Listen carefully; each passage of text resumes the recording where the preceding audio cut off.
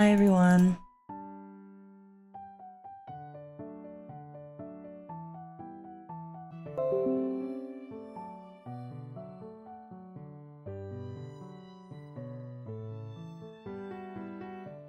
Sorry, OBS disconnected for a second.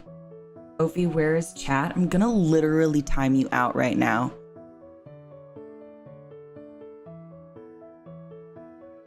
Like, it's not funny to tease me about being late or being unprepared.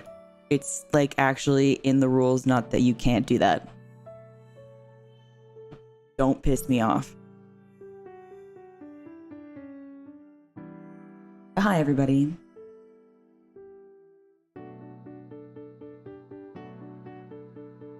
How are we doing today?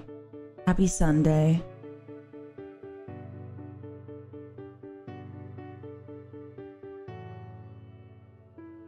But Ophi, I missed you, then do better.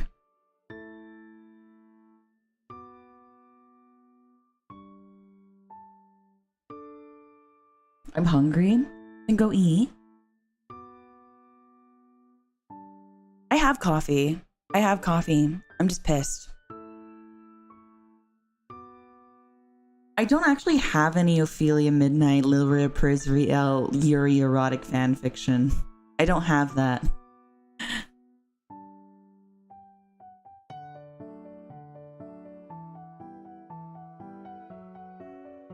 What is the good type of tired? What is the good type of tire? So you can calm yourself? Really? You're gonna tell me to calm myself when I'm pissed off? You think that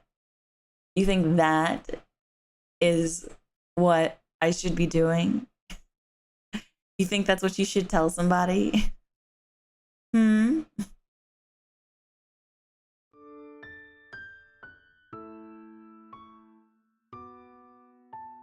Hi, Dad, I'm hungry. You should tell that to Tater.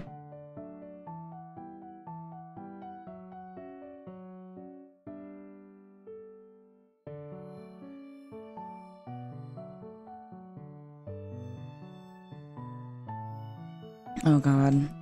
Okay, what is this? Why did my computer restart? Whatever. Okay. I actually don't like chocolate, but thank you. You're cute when you're angry. I'm gonna literally... Never mind. I'm just finishing up mine. No. I didn't receive anything. So like, that wasn't an official like submission. Like obviously if you went to the stream yesterday, you would know. Like if you know, you know. But like, what's it called?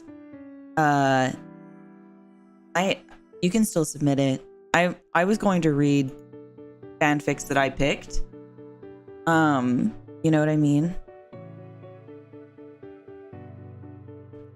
So I became a little too yandere. I'm not scared of being a little too much, I guess. What were you gonna say? It was more like something I was gonna do. Will there be a Sonic one? I told you I would find a wholesome Sonic fanfic.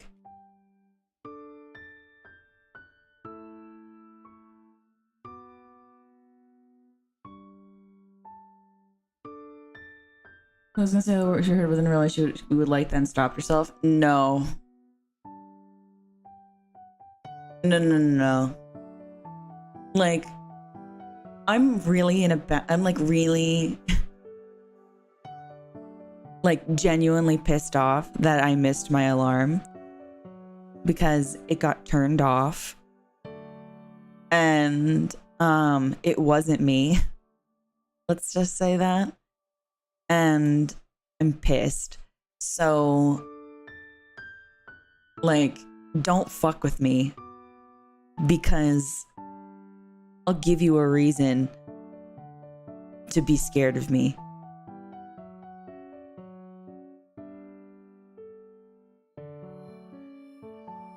Yeah. You could just write one if you wanted to. You just have to do it with hashtag Ophelia Midnight. Hi Sharkbait, how are you? No, I set the alarm and somebody turned it off, not realizing that I had stream at 9:30 in the morning. So that's why.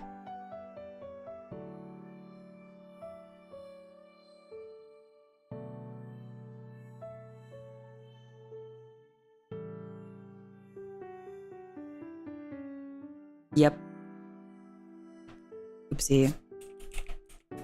On the warpath today, I might be if people fuck with me. But yeah. Yeah, so I'm like pissed. I'm like pissed off. And I don't want to be like, but I told you so. But like, I know it's all fun and games until it's not fun and games. Because then I'll literally like, I don't know. Yeah.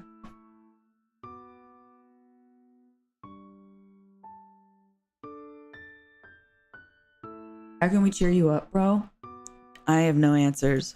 Just don't like it'll go away. Just don't tease me because I hate that shit. I think I retweeted it once. We're like, why haven't we evolved as people to where bullying is not a form of like is not a form of like what's it called? Or not bullying.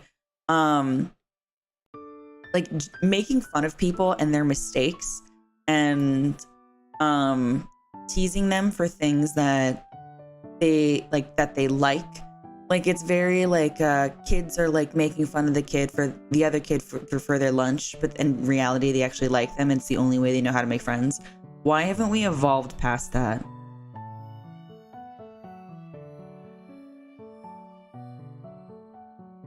During pre-chat, because I couldn't tell if you were being sarcastic. If I was being sarcastic, my grammar would have been different. I probably would have had like a tilde or something, or like I would have talked in all lowercase, but I was being very serious.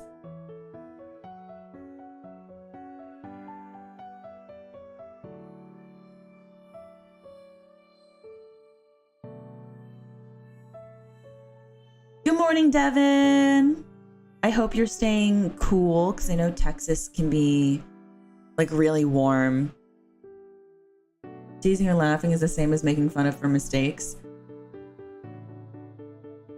No, but I think that if someone made a mistake and you are laughing at them or laughing at the mistake that they made, it can be translated as the same and therefore still hurtful.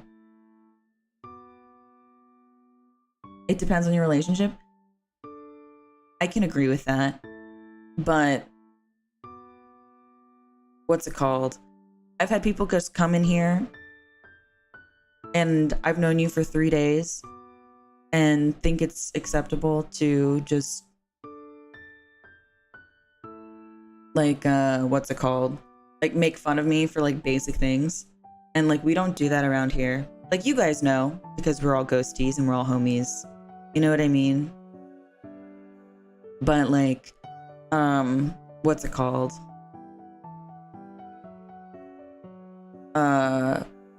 It's like irritating. I mean more than okay, but I literally just said not the ghosties. Like if you know, you know. I literally specified that. What you mean? What you mean, bro? Yeah, exactly. It gets tiring sometimes, Danny. Like I don't mind teasing sometimes, and like don't get me wrong. I'm like very teasing, but more so, and like I go from teasing or just being like fuck off really fast, and like sometimes it's more so like in a teasing way. But it really depends.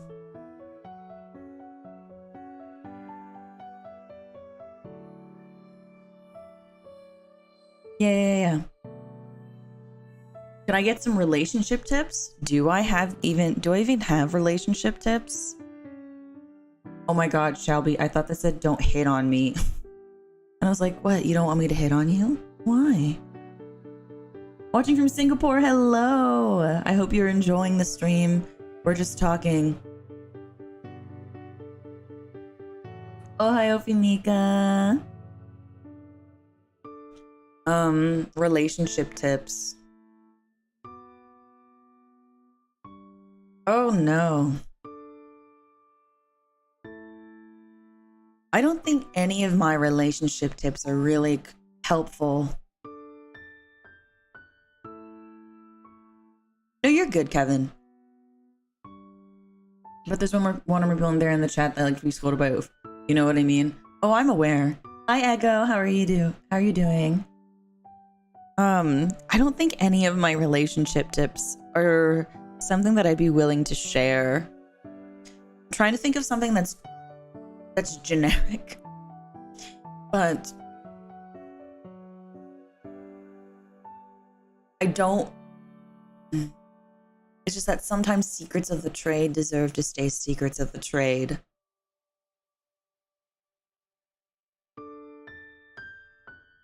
I'm trying to think. I don't have any.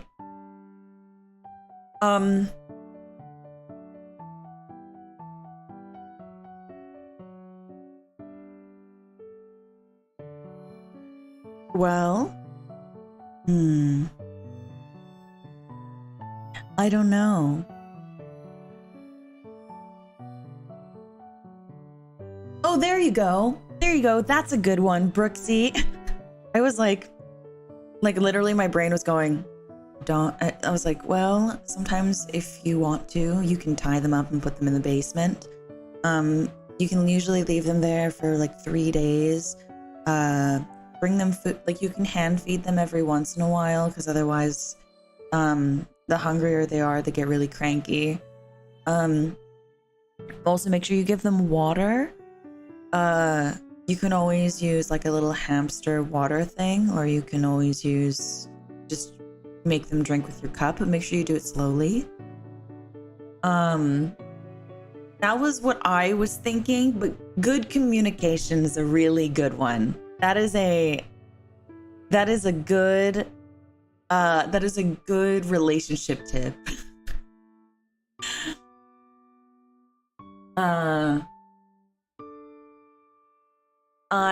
I couldn't think of another one. I was like, I really literally my first thought was like, well, I mean, if you really want to, sometimes a crowbar is really nice to open a window if you miss them while they're gone, but they're at work. But make sure you know their schedule first, so make sure you pay attention really closely to the things they say, what's on their phone and on their computer, and sometimes you can even break into their workplace and find out the schedule, but that's like a little extra work. But don't worry about it. Don't worry about it. It's fine.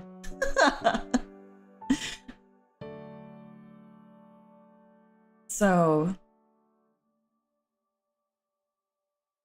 is it weird for people that people around me think being in a relationship is just for fun and that we shouldn't think too far about it? I think it depends where you are in life.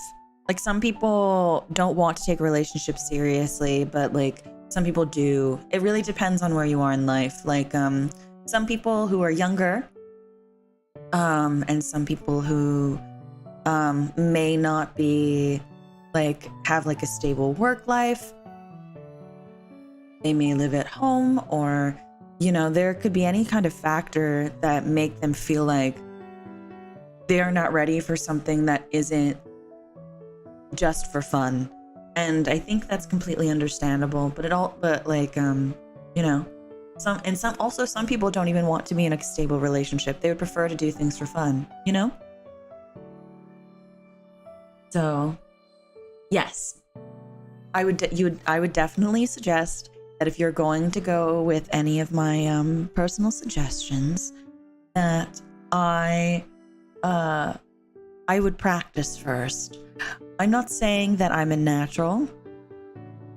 I'm not saying that I did that on purpose, because to be entirely honest with all of you, I don't actually have to break a window. Because I'm a phantom.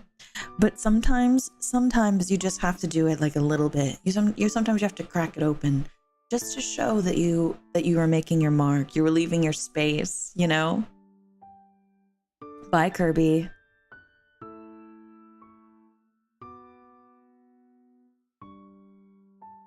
What does it feel like being in a relationship? I don't have one since birth.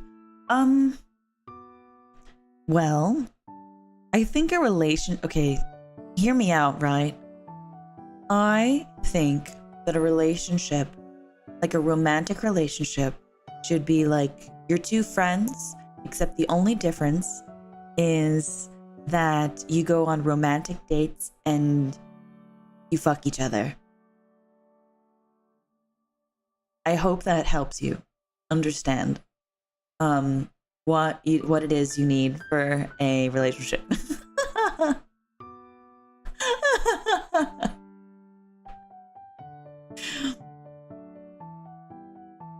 That's how I feel about it. That's what I think it should be. Isn't that just friends with benefits? No. Friends with benefits are two people that have intercourse, but they don't want to be in a committed, stable, and like a committed, exclusive and stable relationship with the other person. Friends with benefits have a boundary where they choose not to be romantic. When they don't go on dates. They just like, if they feel an itch, they can solve it.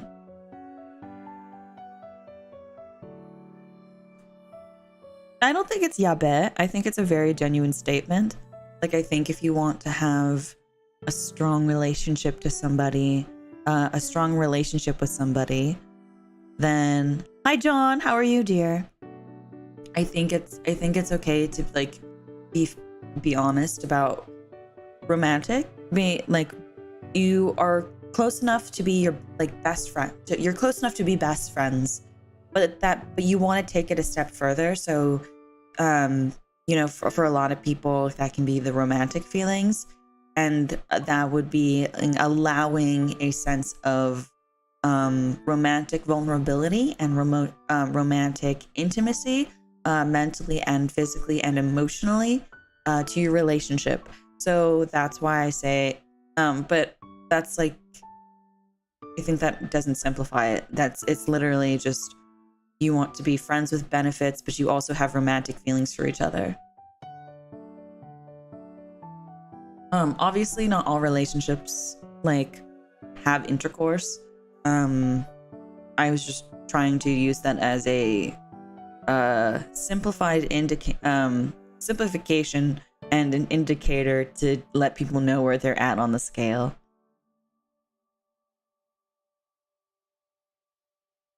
Now making it weird. The friends with benefits part. At friends with benefits, the difference is dramatic. Is the difference because you met me? What if someone falls in love, literally? And that's where we go back to the thing that Brooksy was talking about, communication. Communication.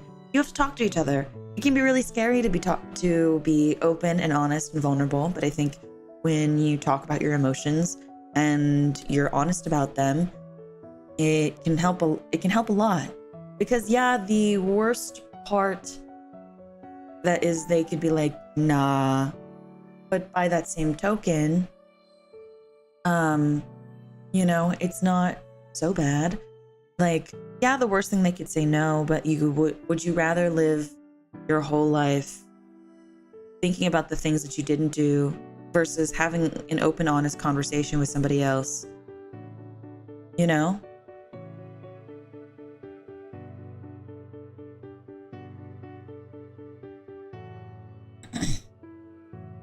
Are you fine with just read? Oh yeah, you can just ask. You can just ask. Oh, have I not given the impression that I don't like communicating emotions or clarity at all? Have I not conveyed that correctly?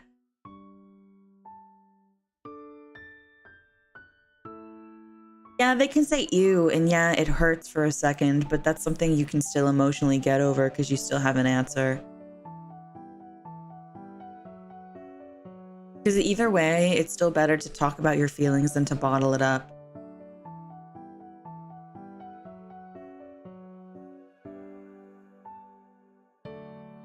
Communication is important so the air wouldn't be tense and it wouldn't be awkward anymore. Yeah, so just talk about it. It's scary, but sometimes I can't tell. You can't tell that I want to communicate with people.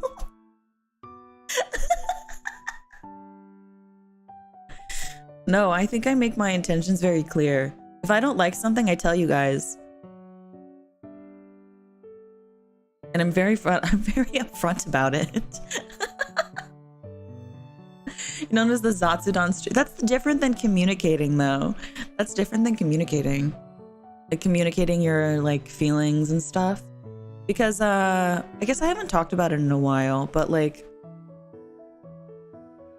my whole thing is like I prefer to talk about it, and like, or something I do that you don't understand or anything like that. I prefer to talk about it because how are you supposed to know, and how am I supposed to know how to communicate properly with one another? And I think it's really important that we are able to have that conversation because, you know, some people think they're like, uh-oh, like Ophi didn't like something I did, so you know, I guess I can't come back to the chat anymore. That's not the case. You know, sometimes you just don't know about the things that like either upset me or things that I dislike. And by that same token, you may not like something that I do or whatever, or you need clarification on something that I do, especially if it's something that it's, you know, consistent. So, you know, I think that's like a really mature and adult way of communicating with each other, and that's what we do here. So yeah.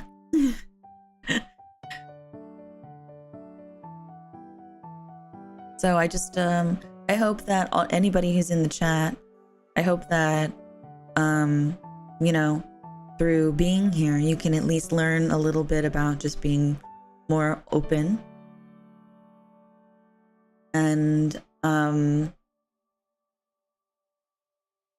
and even if it's hard and can be really scary, I hope that one day you have the courage and have the trust in yourself and have the confidence to eventually be able to have those conversations without breaking down. So, oh hi Ophi! So yeah, so it's two-way street. So I hope that was helpful.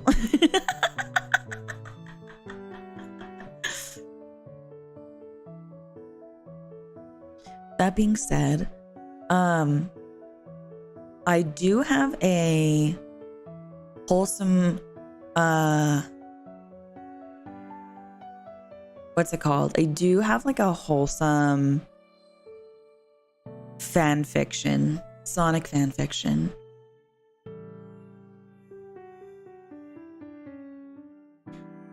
I wouldn't consider it a dream. I think that your life really changes if you turn your dreams into goals. Like for me, my dream growing up was that I always wanted to be an entertainer. I always wanted to put a smile on people's faces, and I wanted to sing and make people laugh and, you know, share entertainment with other people. I turned that into a goal and I studied it, and now I do it, and this is what I do, and now I get to do that for you guys. Every single stream I get to entertain you, and I get to talk, and I can sing and teach you about things that I know that are super fun, and we can do a lot of really wonderful things together. And so don't let your dreams be dreams. And I know that's like a thing, but changing the word dream into goal really changes your mindset. So yeah. That being said though, hold on.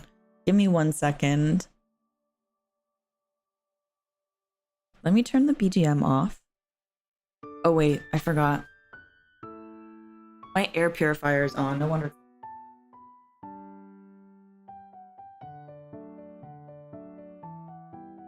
Where's in my room, and I don't really know.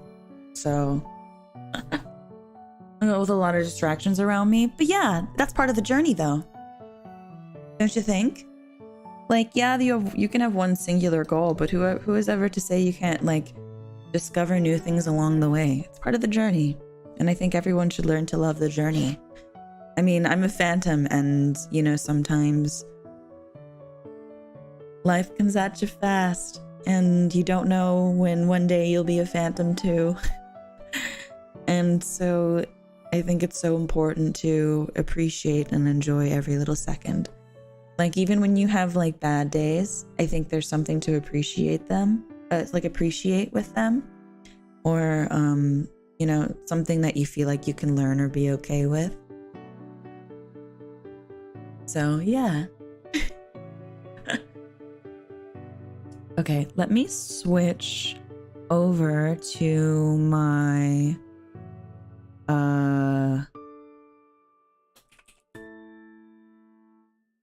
my ASMR microphone. Unless you guys don't have a preference to the type of microphone I read with today.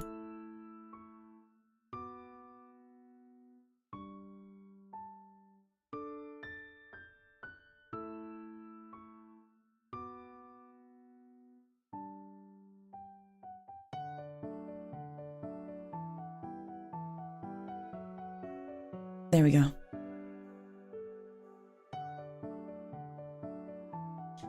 You grow up, I realize you have to just deal with it because there's nothing you can do about it. Yeah, sometimes you just have to deal with things. And that's kind of the part that sucks about life, is like sometimes things can't be stopped from happening. But, you know, we learn that you can get through it slowly. You're chasing our dreams. I hope you got a good pair of running shoes, Ophi. You sly dog. That was really cute, actually. That was really cute. That was really cute, actually. Oh, that was cute. I liked that one. Good morning, Billy Joe. Okay, let me switch microphones.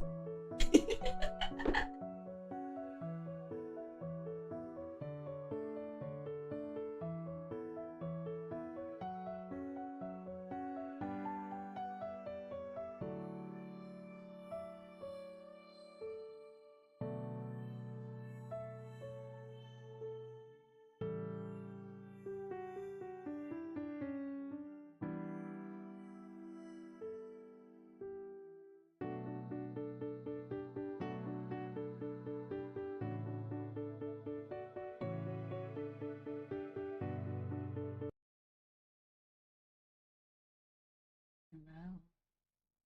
Hi. Can you hear me? Hello.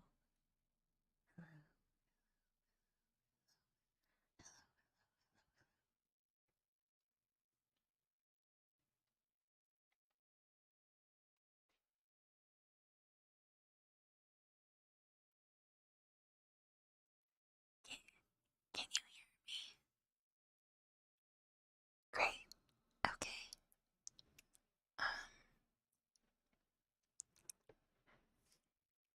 Am I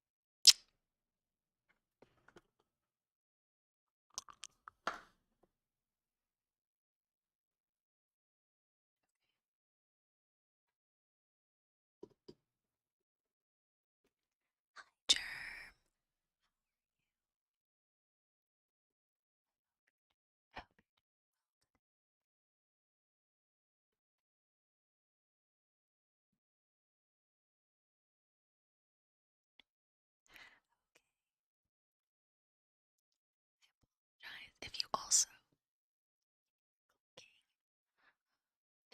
I don't have a way to do that with my microphone. Okay, give me 1 second to fix the wires.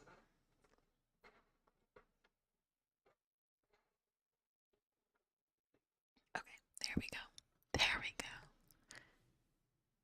Okay, so the first fanfic is one that I found on fanfiction.net. It is called Hiccups Browers. It's a one-shot. Made in nowhere.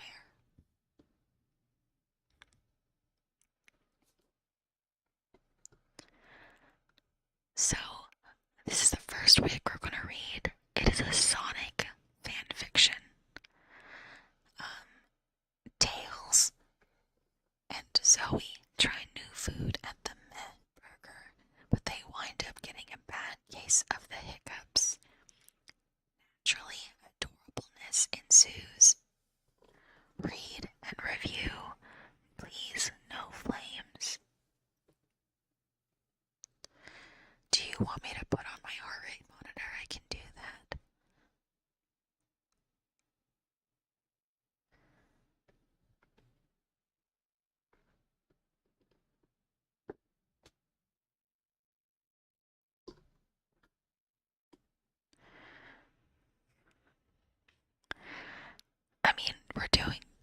This is kind of a cursed stream.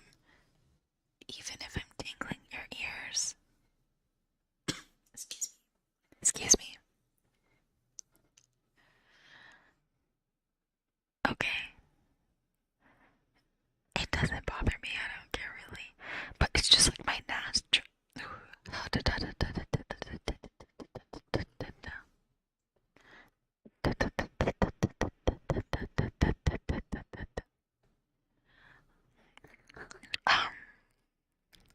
I was gonna say my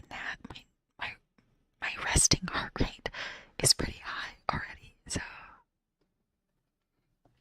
no, I didn't pick anything too cursed today.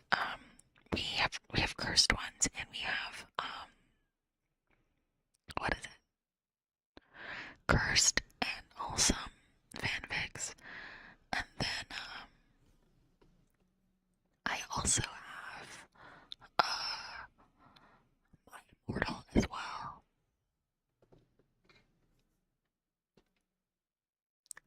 So let's get started. Okay, so disclaimer. Oh, I'm just gonna read everything on the fanfic.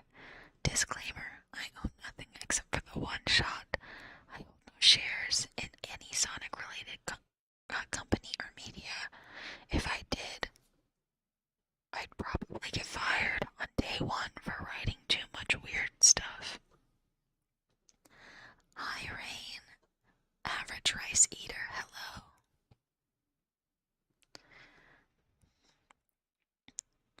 So here it is, folks. My last one shot before I focus on my main stories. This will be another short and sweet one, which works out well for me. This is a request for a friend, and I hope that they are able to enjoy this, as well as the rest of you. I'll see you at the bottom.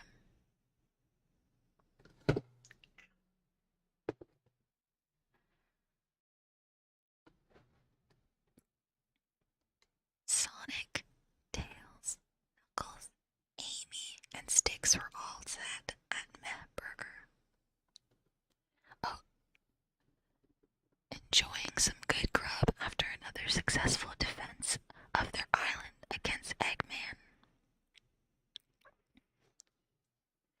Dave came over to deliver them. Dave came over to them, delivering the food that they ordered.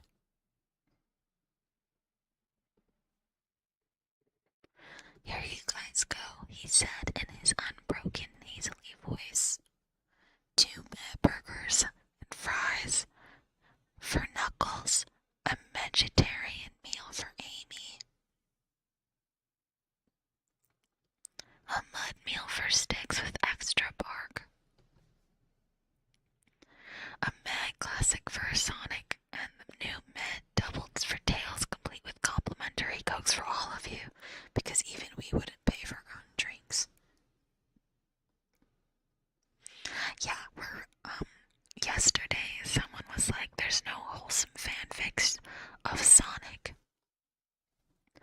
And I said, there are. I'm going to find one. Oh, sorry if you heard that. That was my throat. And I said that there are some. So I'm going to find them. And I'm going to read one. So that's what we're starting with today. Excuse me.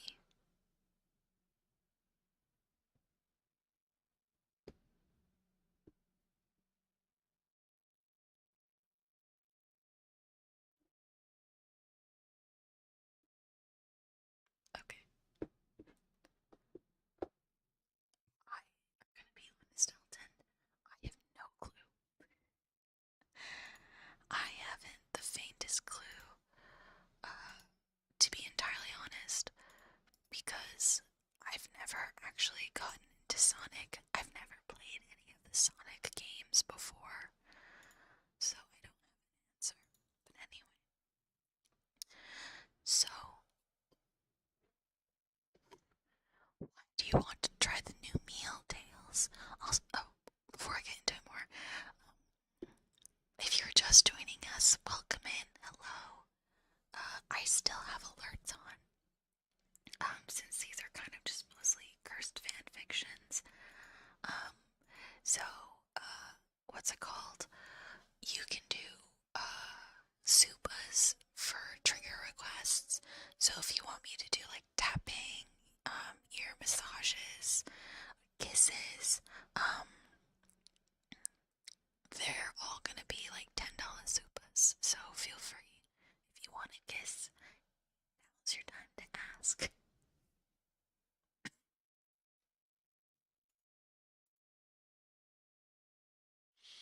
Anyway.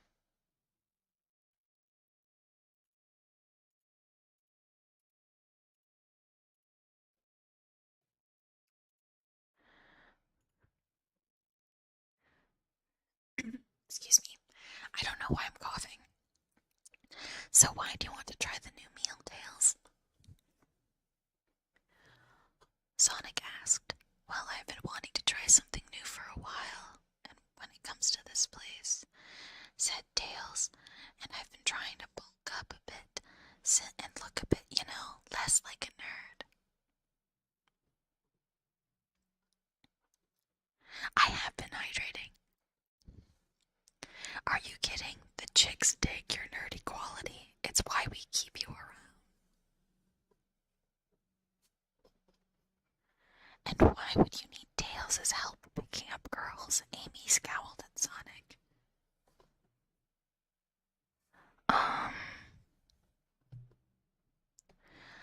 Guys, let's not fight, Knuckles said. Let us break this bread, which has too many black sesame seeds for it to be easily breakable. We're so having a talk later, Amy whispered to Sonic. The blue hedgehog sighed. Yeah, I know.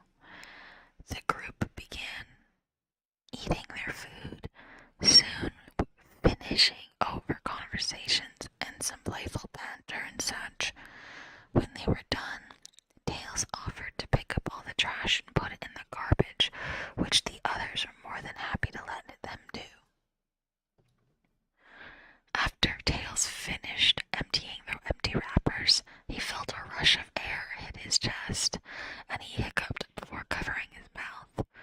That was weird. Guess I must have eaten it too. Fast. A pair of footsteps approached him, calling out, Tails. The yellow fox turned around and saw Zoe, waving back at her. Hey, Zoe, what brings you here? Lunch. You? Same, Tails said. Just finished. Why do you sound like that? Zoe asked. I had that new meal that they had, and I think I ate it too quickly. He cleared his throat, looking past Zoe as the others approached. You two lovebirds, okay? Sonic teased. We're fine, Tails said. Well, we're heading out to the beach to play some volleyball. You two want to come? We could have a guys against girls match. Actually, I might go home early. I'm not feeling too good after that food, Tail said. Feeling kinda meh, Sonic asked, earning a slap on the back of the head from Knuckles. I deserve that. I get it, because feeling kinda meh, because of meh burger. I get it. Sonic Wiki says that there's a character called Dave the Intern in the Sonic Boom show. That's actually really interesting. I didn't know that was a thing, like, at all. Anyway. You guys take care, Tails said. Amy turned to Zoe. What about you? Oh, I have to head back home too. I've got to check on the fruit that I planted.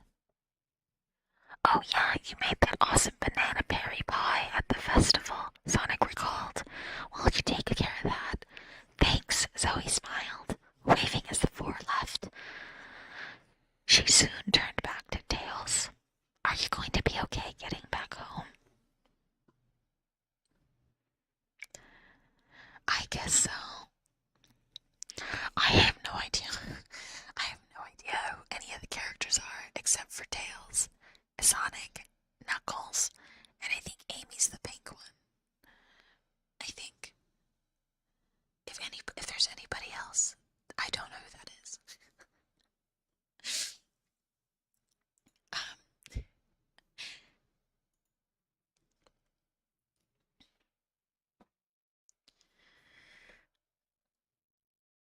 Zoe, it's just some hiccups, Tails said. I'll be fine. Besides, you have your plans to check on. I don't want it to get in your way. It's no trouble, Zoe said. Actually, maybe you could come over to my place. I could check on my fruit and maybe look after you should you need it. Tails blushed and nodded. I'd like that. Zoe smiled, holding out her hand for him. Tails took it, then Zoe kissed his cheek, causing them both to blush, and Tails' own tails to spin around happily, despite how ill he felt. How later, wait, he has hiccups. How's he sick? How is he sick? What? There are hiccups.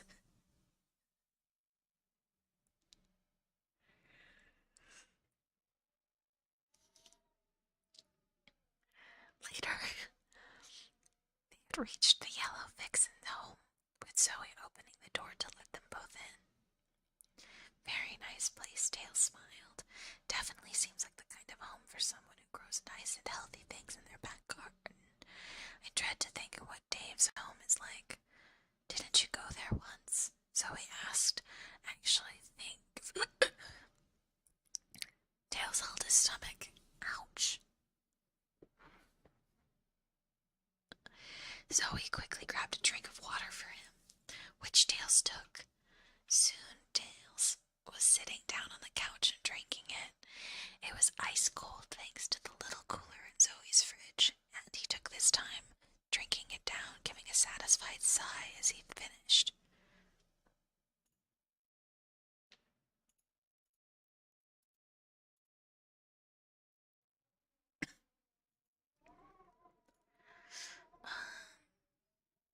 Thank you, he said. I really needed that. Zoe patted his back. No problem. If you want, I'll make you another. Zoe then immediately covered her mouth.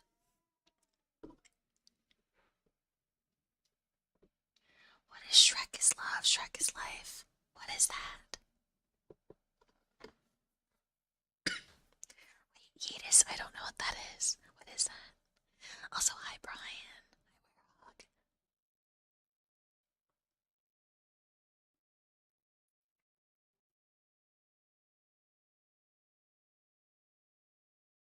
Hi, Giancarlo. Zoe then immediately covered her mouth. Since when are hiccups contagious? Tails asked. I think I know why. I wasn't interested in the new food type, but did try. new milkshake there. I think that's why I got sick too. Hiccups isn't a sickness. Ophi, no, what is that? Wait, why are we saying no? What is that? Oh, it'll get me bonked. I don't want to know then. I don't want to know then. Thank you.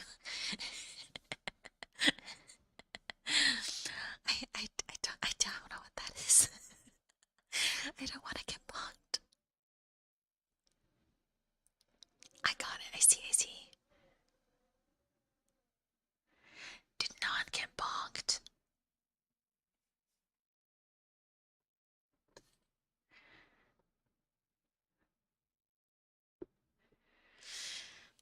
Okay. Anyway.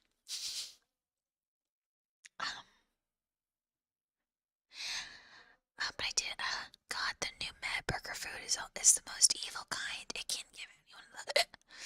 He cleared his throat. You know what I mean. So he nodded. Oh, my plants. What do they have to do with it? Tails asked. Are they in on it too? He grimaced. Oh goodness, I'm turning into sticks. Zoe giggled. I just need to check on them. Maybe there might be something that we can use from them to help. Well, this world is pretty weird already. Magical fruit with hiccup hearing abilities would be one of the more normal things to happen on this island. Oh no. Okay, I won't read it then. Thank you for telling me. You stay here and rest up, and I'll see what I can do, Zoe said. She then stood up and went out to the back. Thankful that the sun was out, she looked everywhere, seeing all of her fruit looking ripe and ready. She picked a few oranges from a small tree and went back inside with them. What do you have there? Tails asked. Some oranges, Zoe replied, taking the yellow fox's cup from him. They're usually good with helping me whenever I feel sick. So, it might work with hiccups too, especially when water fails.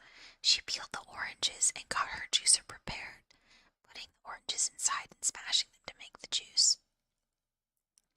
She then pressed another button on the machine, causing it to whir. She quickly put Tails' cup underneath it, filling it about halfway with the juices. What?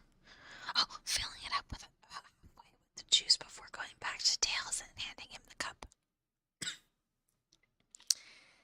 fox eagerly brought it to his lips, sipping some of it and smiling. This tastes really good. You're pretty awesome at growing fruit, Zoe. Tails complimented. The yellow vixen blushed. Thank you. Better. A little bit, but I think He covered his mouth. Zoe then made a bunch of sounds which sounded like laughter, but she soon started to hiccup as well. Even more so than Tails did. She quickly fixed herself a drink of orange juice, imbibing it quickly and taking a few deep breaths. She waited 5 seconds and breathed a sigh of relief, confident that she'd beaten her hiccups. You okay? Tails asked. Zoe nodded. I should be fine now. Sorry about it. She gave an embarrassed sigh and sat down with Tails. This is so silly. Here I am with the girl of my dreams and I have a bad case of the hiccups. You mean that? Zoe asked. Darn, that was loud, wasn't it? Yeah, but it's okay. Zoe nodded and agreed. I guess the hiccups have made me feel a bit delirious.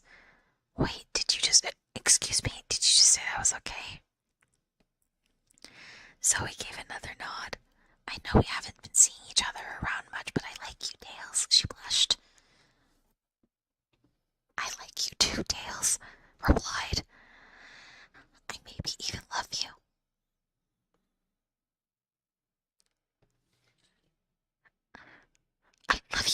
I love you too, Zoe smiled. Zoe blushed, Tails blushed, leaned in to give the yellow vixen a kiss, and she accepted with a smile. Oh God. I'm so sorry for your ears. I'm so sorry.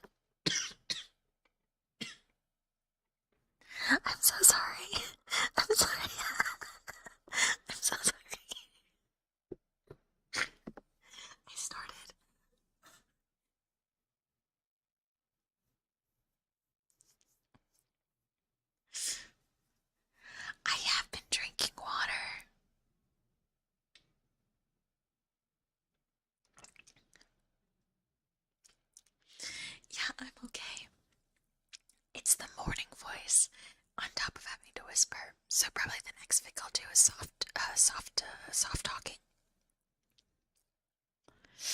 Um, the two hugged each other close as they kissed, and soon they broke from it, both equally embarrassed that they did a bad job. My first kiss, Dale said. It was worth it. That was your first too? Zoe asked. Dales nodded. Yeah, I'm glad that I got to share it with you, Zoe. Oh, you charmer, Zoe giggled, putting her hand to her heart. She then felt her chest and raised an eyebrow. That's odd. What is? Dales asked. My chest feels lighter. Better, almost. Maybe that's what admitting your love for someone else does, Dale said. He sat up and patted his own chest. I feel it too. So I guess our feelings were genuine, right? I mean mine have always been. So have mine, Dales replied. I really do love you. That was my real first kiss, and it was super cool. And wait, have you noticed something? He said. What? Zoe asked, getting closer to Dales. Neither of us have hiccups since we kissed, the yellow fox pointed out. Maybe the kiss caused our hiccups to cancel each other out. Dales chuckled. You know I don't care about the science behind it. I'm focused on the fact that I don't have hiccups anymore. That and the fact that I have a beautiful girl in my life now. I'm focused more on the latter, but it's a cute two-tailed boy. The two share another kiss and Dale sat up. So your fruits are all done outside, right? Yes, Owie nodded. How about some milkshakes now from that burger? Dale shrugged. Zoe smiled. Sounds like a plan.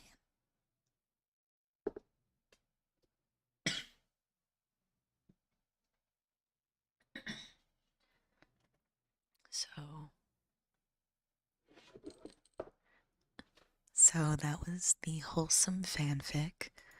I hope you like it. That was the Wholesome Sonic fanfiction. I hope you were able to, enjoy it.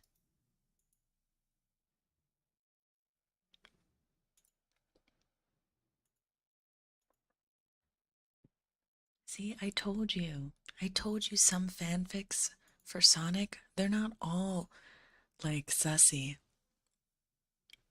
Not all of them. Excuse me. What?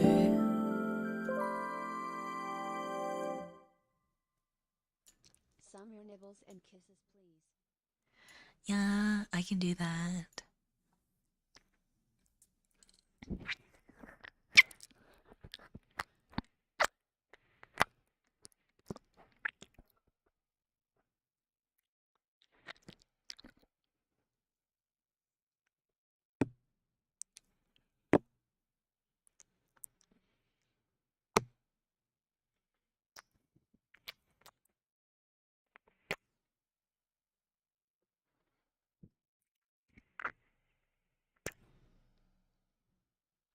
Oh, that was kind of loud. Sorry.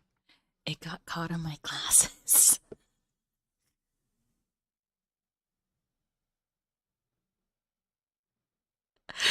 The microphone. I brought the microphone to my face. It got caught on my glasses.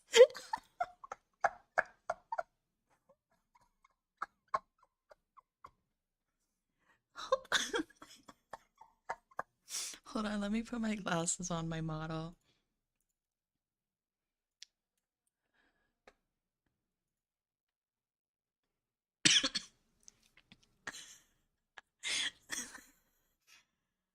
I can't believe it got caught on my glasses. I was hoping it wouldn't be too loud. And they got stuck. The cup of your ear, it got caught under my glasses. The lenses are just so big, and I was like, oh, I hope they don't hear that. And then I just saw, ow, my ears, and I was like, oh, they heard it.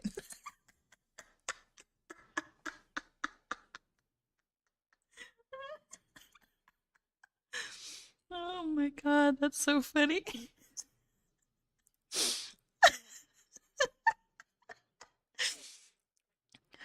Because whenever I do my ASMR videos, or like I did my Yandere ASMR roleplay stream, I was wearing my glasses, so I didn't get that. I guess I've never had to think about my glasses getting caught on my microphone. Oh gosh, I'm sorry, guys.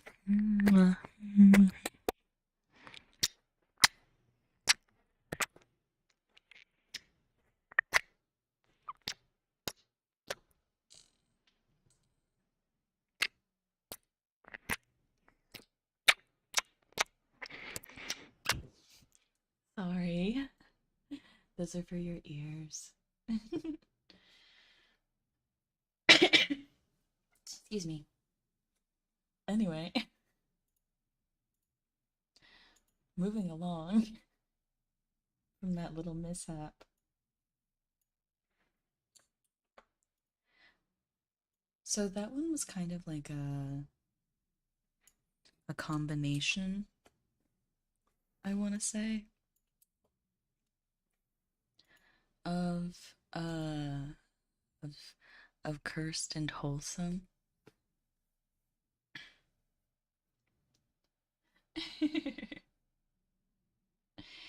Yeah, because I accidentally got my glasses caught in your ears. I don't want to hurt you guys. So,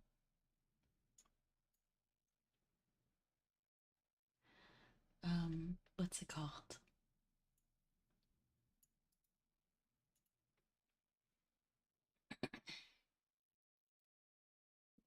Do you guys want another do you guys want a cursed one, or do you want like a genuinely wholesome one again?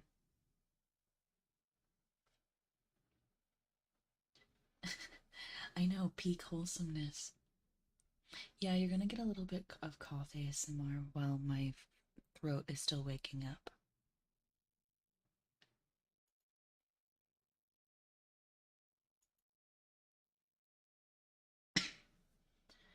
Let's try cursed first. So you guys want to do a cursed one? Okay.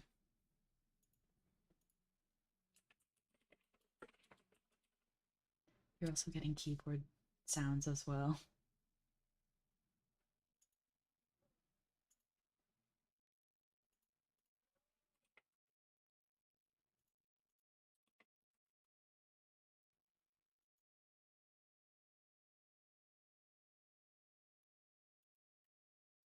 Let's see.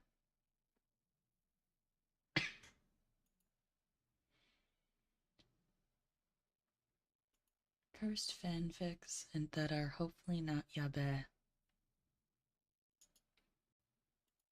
Oh wait, I do have. Hold on.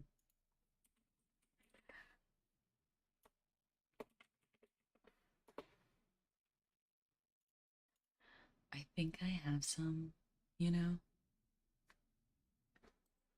I had a hard time sleeping today. Well, if you really had a hard time sleeping, you could have just asked if you wanted my company. Mm.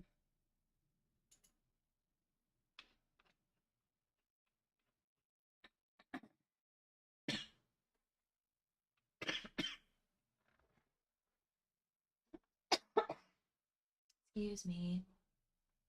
Okay, here. Does anybody here, um, does anybody here like Full Metal Alchemist?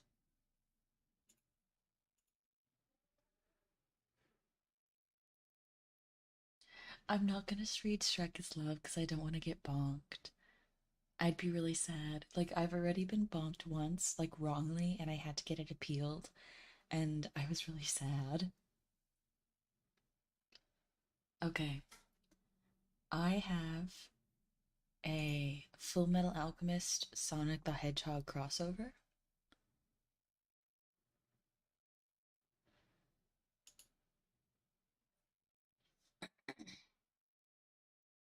So that's what we're gonna read.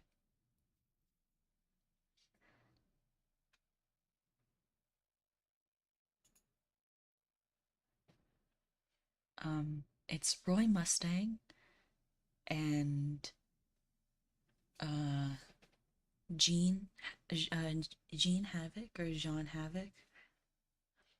Why is it Sonic again? You guys asked for cursed. And I was looking through the ones that I have. I mean, I also have like One Direction, Minecraft, Harry Potter.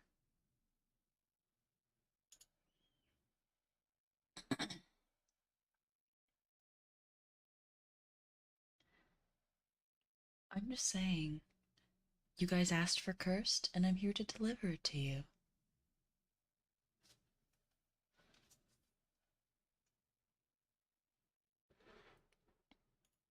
So, you know, details.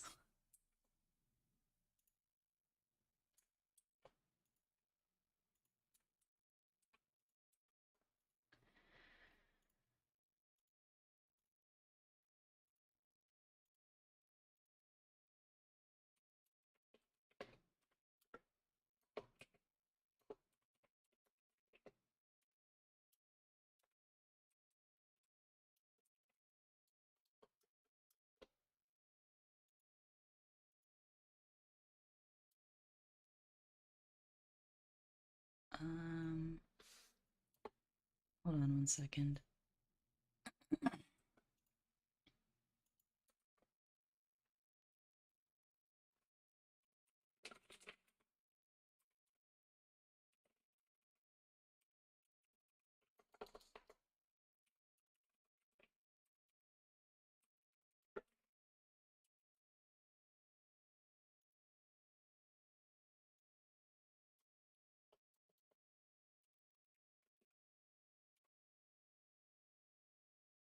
Okay. There we go.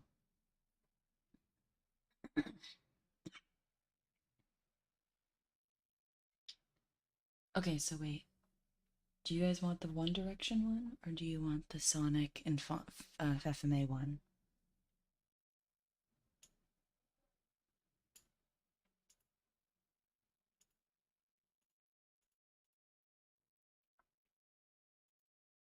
With JJB? I can check. I can definitely check. Excuse me.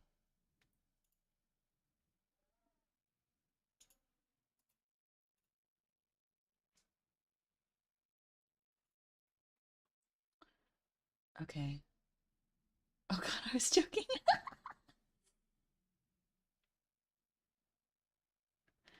Okay, so you guys want the One Direction one? Okay, let me pull that one up then.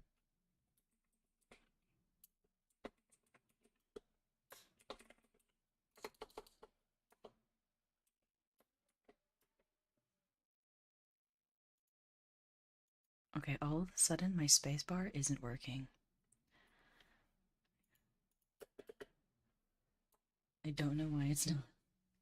It's fine.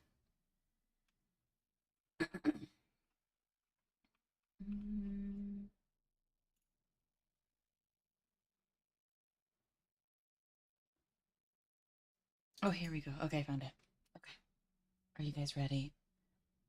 Zleski, hello, welcome in. Okay, I'm reading the fan fiction, the One Direction fan fiction. It is called I'm a Little Teapot. It is a crack fic and a drabble One Direction.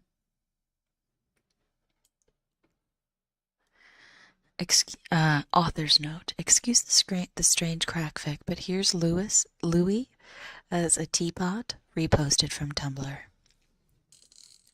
I literally wrote this because Lyda told me I couldn't. I don't even know. Okay. Louis was in love. He'd just had this realization he was madly in love with Harry. The way that his hands felt along his spine. The way that he sang. The way he smiled in the morning before getting tea. Everything about Harry was wonderful. He was sure that Harry felt the same way about him.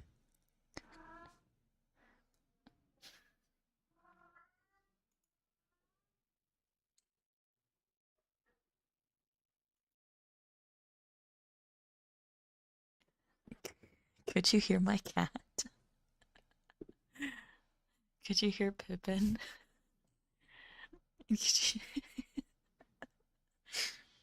My ASMR microphone doesn't have noise suppression on it, so you probably could hear my cat.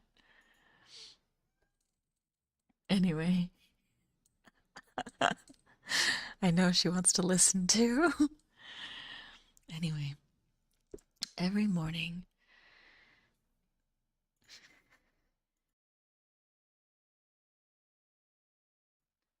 I think she stopped. Okay. Every morning, Harry would caress Lou's body, singing to him as Has warmed him up. He'd smile that dazzling smile as he cooked breakfast, never sitting down to eat until Louis had sung with him. In the evenings, he'd make sure Louis was piping hot and ready to sing before he considered turning in. It was all very romantic.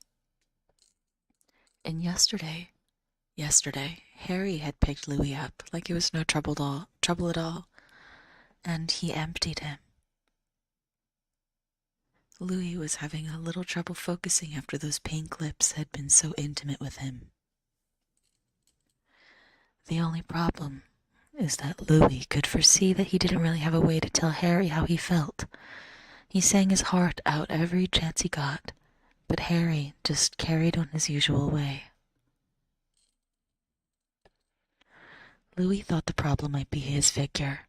He was rather stout for a teapot. But Harry would come the next morning and slide his hands around him, and he knew that no, it was not his figure. Perhaps being a teapot was a bigger problem than he first thought.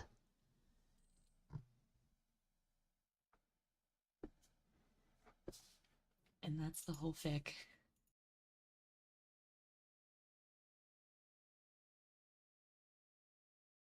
That's the whole fic. It's a drabble, so it's pretty short.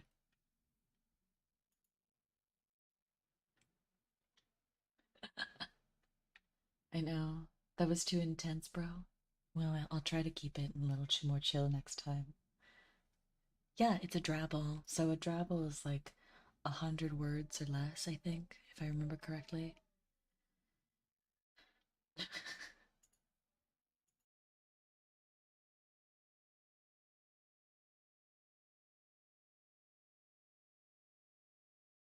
Yeah, so it's a little short because it's a crack fic. I mean, I'll read the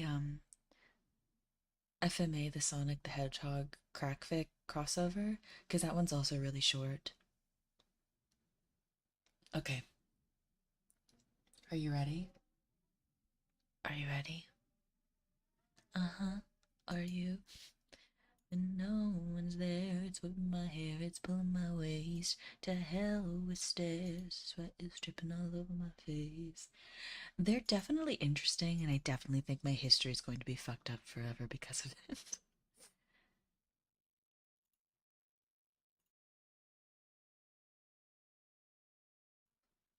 Ready?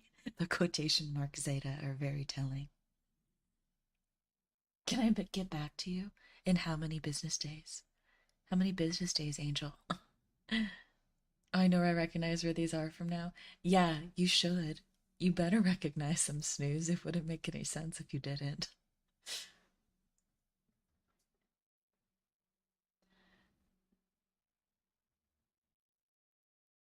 Let's see. About 3 hours? That's so long. That's so long. Hi, VoxX. How are you, my dear?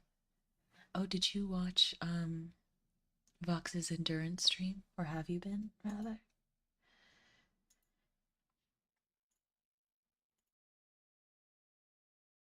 It was nice to see my lord. Hit 1 million. Are they from Wattpad? No, they're from LiveJournal. I was joking. I was about to say 3. No, I know you were joking, but it's fine. Anyway, continue. Ikuzo. Time to go. Let's go. Okay, so the title is called Astrophobia. The fandoms are Full Metal Alchemist 2003 and Sonic the Hedgehog. Roy characters are Roy Mustang, Miles, Tails Prower, and Gene Havoc. Genre, humor, family.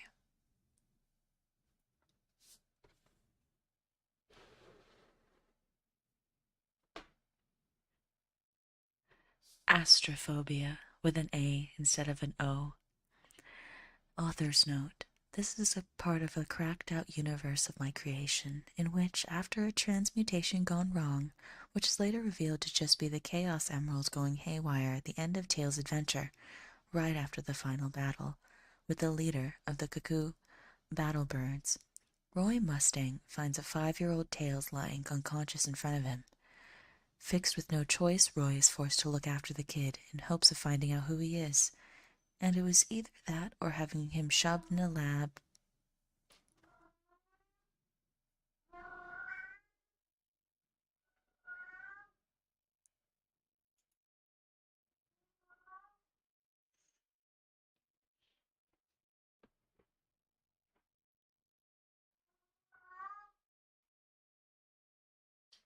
Hold on, I think my cat locked herself in my office. No, don't let her speak. She's being so loud.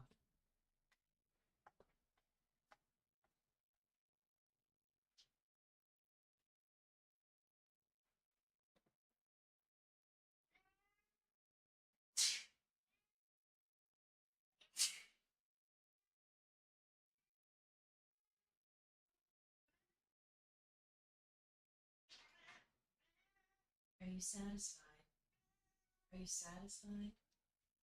Can you please?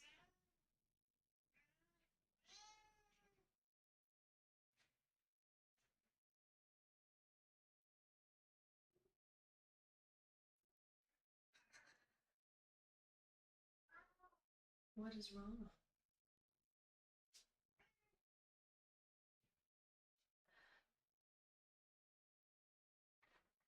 Okay, we're taking a cat break. Pippin, do you have something to say? Since you had so much to say a second ago?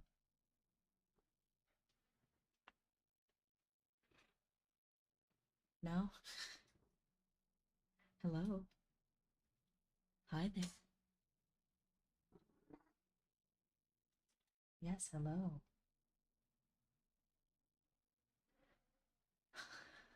My apologies, you guys.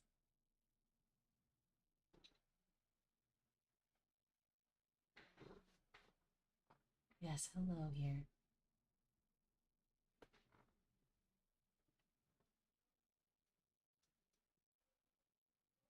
Can we take a cat break with the cat? Of course. I have her in my arms right now.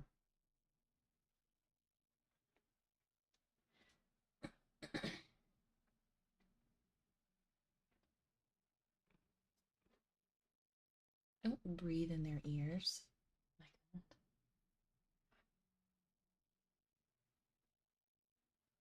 Pippin, do you have something to say?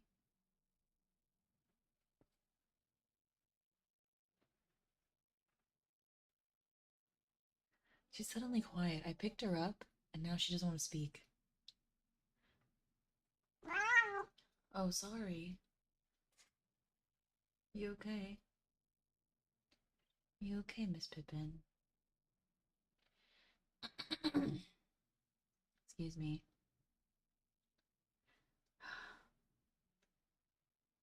I know she's so cat. My cat is very intently watching the stream. My cats are very talkative. Pippin and Juniper talk the most, but Junie definitely talks a lot. She is very chatty. I think she just wants to cuddle, but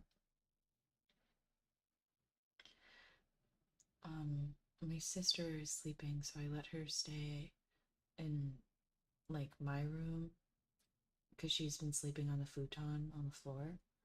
And I think because I closed the door to my bedroom, Pippin is upset that she can't go cuddle in the bedroom. So now she's like, Mother, I know you're streaming, but I deserve a toy. No, I deserve attention in any form. Are you done cuddling? I don't want to cuddle you anymore. Are you done?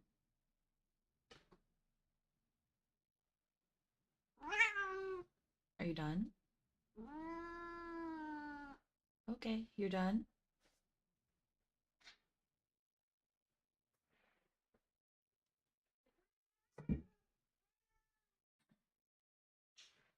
What is wrong?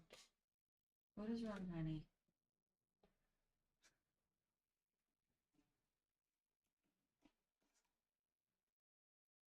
Miss Pippin, can you go back to sleep? Please.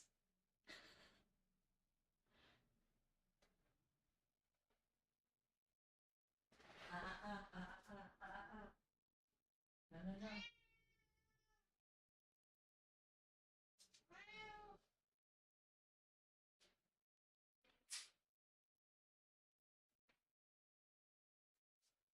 Pippin. Thank you. Hold on a second.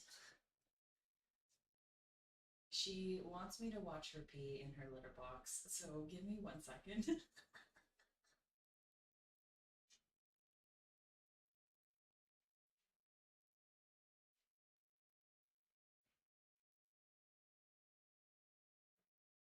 Good job, Pippin. I'm so proud of you. You're doing a great job, honey.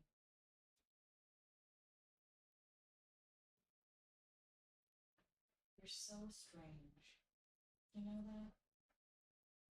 Yes, you're very, very strange. Really?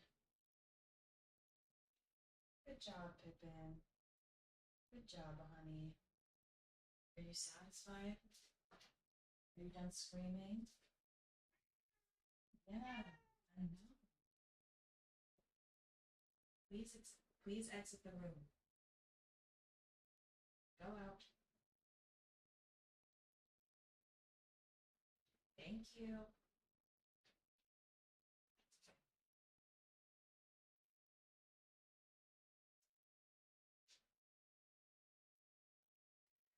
Ah. If anybody owns cats, you understand. Anyway, before we were interrupted.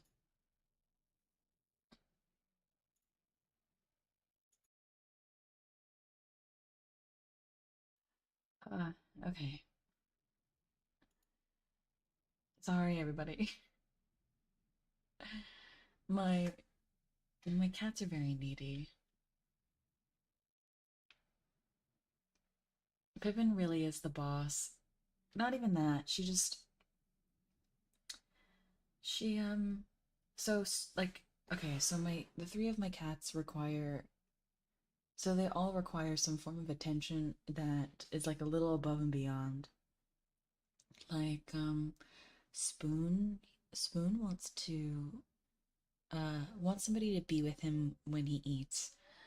That's why I got Juniper, because Pippin and Spoon don't get along very well, but Juniper will eat with him and hang out with him. But if Juniper isn't hungry, I have to stand there and watch Spoon eat. And before I got Juniper, I had to stand there and watch Spoon eat. Otherwise, he wouldn't eat. Pippin, she wants you to watch her use the litter box. Juniper, she requires morning cuddles for at least 10 to 20 minutes every day, every morning, every single morning before she eats, because otherwise she does not eat, and then she's grumpy and mean all day.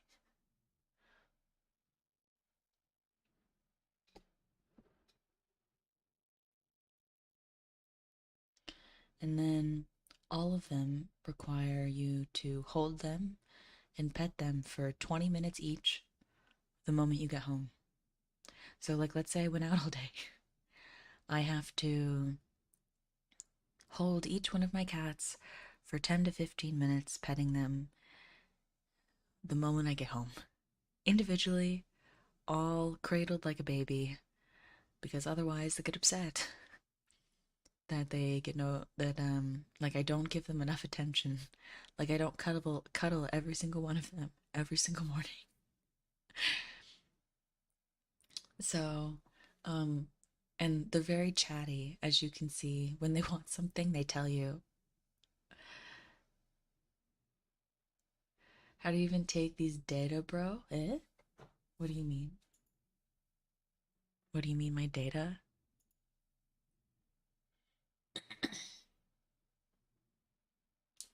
Yeah. So, like, don't get me wrong. I love my cats, but they're very, very affectionate. They're a lot more affectionate than I thought cats would say they would be. Like, people said that owning a cat would be like. So, but it's fun. I love my cats. They're all wonderful and they're super cute. Anyway, let's continue. Um, so where was I?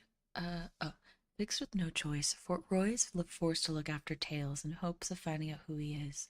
And it was either that or having him shoved in a lab and experimented on. The entire thing is pure absolute crack, but after discussing it with a friend of mine, we might actually make some thing of this, even if it was written and thought up at 4 in the morning during a case of extreme sleep deprivation.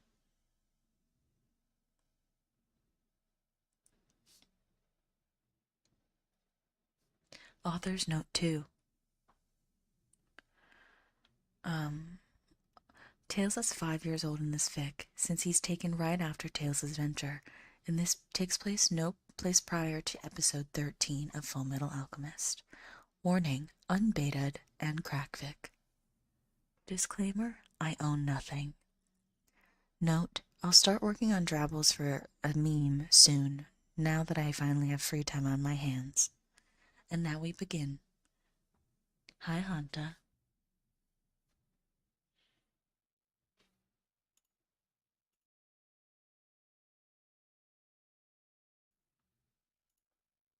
Ikuzo.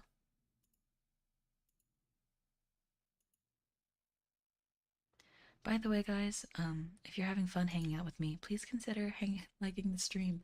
I know it's all over the place, but I hope that you're enjoying my company at least, regardless. Unbaited means that no one proofread it. So when you get a beta, it means that they proofread your fanfic. What's up with you, Chief? You don't look so hot. Not hot, huh? Well, he was supposed to. He was supposed that was a good enough phrase for it. Cooled off, lack of spark, eyes drooped, shoulders wanting to fall through the floor despite, and perhaps because of, the orange-furred bundle gripping his hand with a childlike force. His hair was probably up in all directions, expression slack-jawed and mouth barely working despite all the coffee that his small charge had pumped him with that morning before work. Roy couldn't sleep last night because of the storm the small fox threw Havoc a smile that could only be described as conspiratorial. Though if Roy had less of a heart, he'd probably throttle the little thing. He's scared of thunder, you know. Roy? The flame alchemist sat up, glancing over at the tufts of fur and large ears that stuck out from underneath the blanket. Odd. Tails had slept in his own bed that night.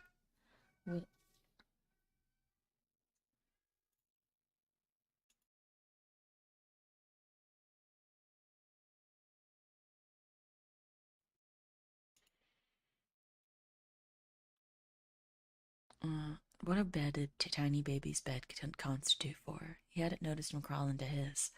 The lump in his bed was shivering, scooting closer to him as the rain continued to pour down outside.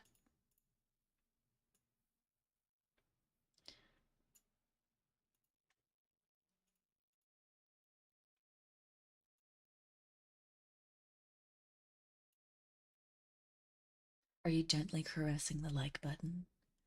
Are you gently caressing it?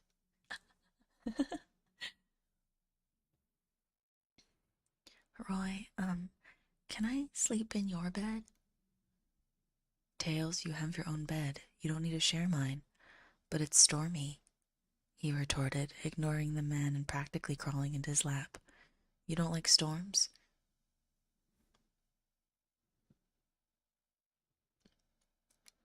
He shouldn't have been as amused with that as he was. Really, what 5-year-old kid, regardless of species, liked getting called out on something he was scared of?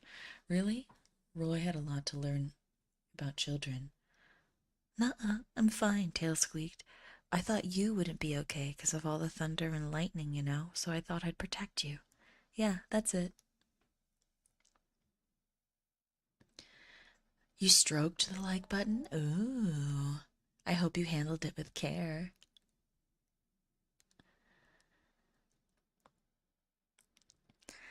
His protecting led to him crying half the night when the thunder started hitting, and a distressed flame alchemist rocking him to sleep to keep him soothed and quiet, which only worked around 2 in the morning, giving him maybe 4 hours of sleep at the very most.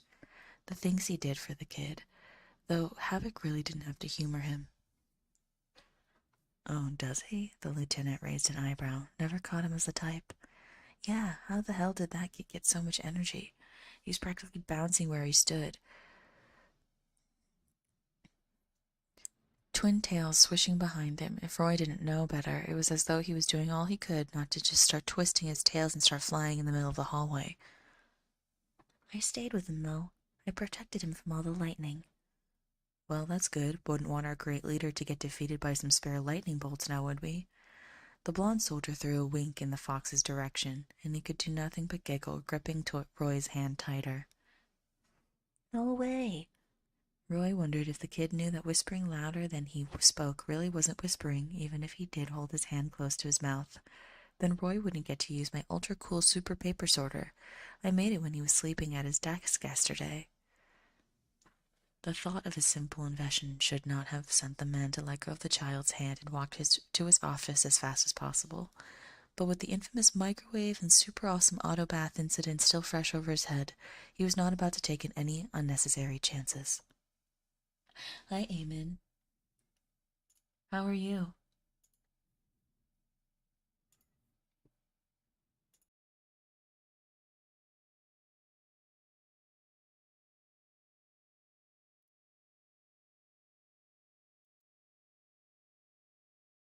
Oh gosh, my nose.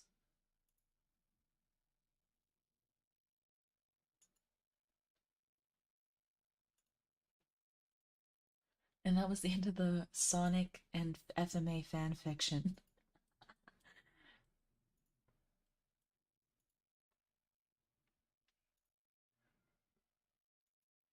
Okay. Let's see. So now was that, was that really cursed? I feel like that was really wholesome to a degree. Except it was also like cursed at the same time. You know what I mean? Some of these like toe the line in between. It's kind of confusing. Must be a part 2? There is no part 2, it's just the one. I'm currently clicking for it and I don't see anything.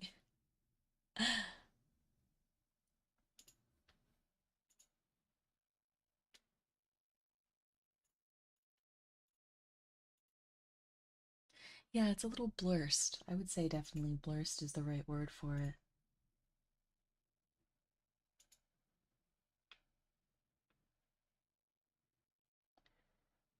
Eh. I think that was just normal. The premise was the most cursed thing. I mean, we can try to find something more cursed. Let me see.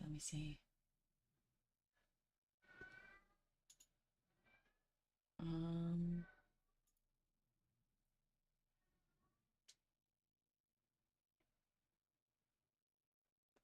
let's see.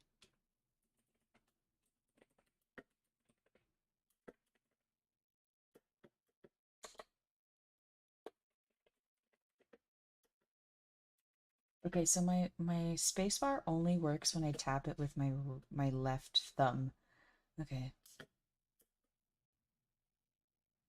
I maybe need to clean my keyboard.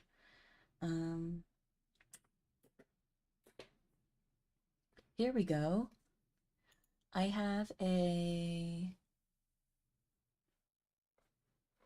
Let's see.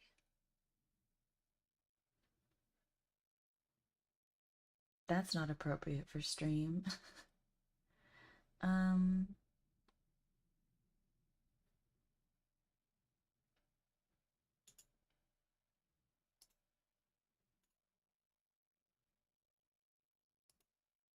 What is this? I know, my cat is so loud.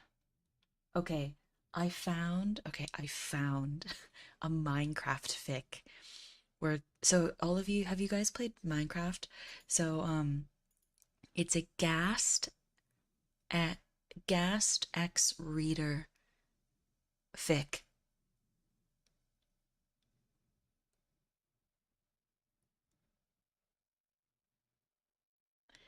So let's see. It's not super long. Are you guys ready to power into the depths of a Ghast and a Ghast and and a Minecraft user? I think it'll be fun.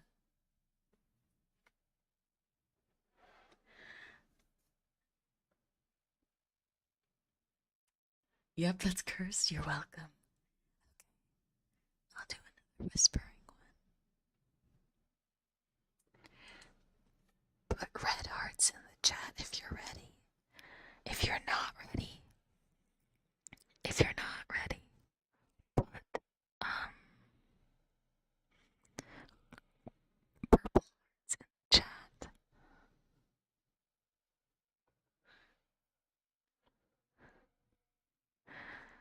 So red hearts if you're ready, purple hearts if you're not.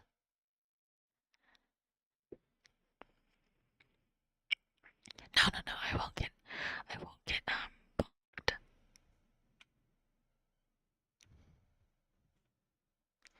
Okay.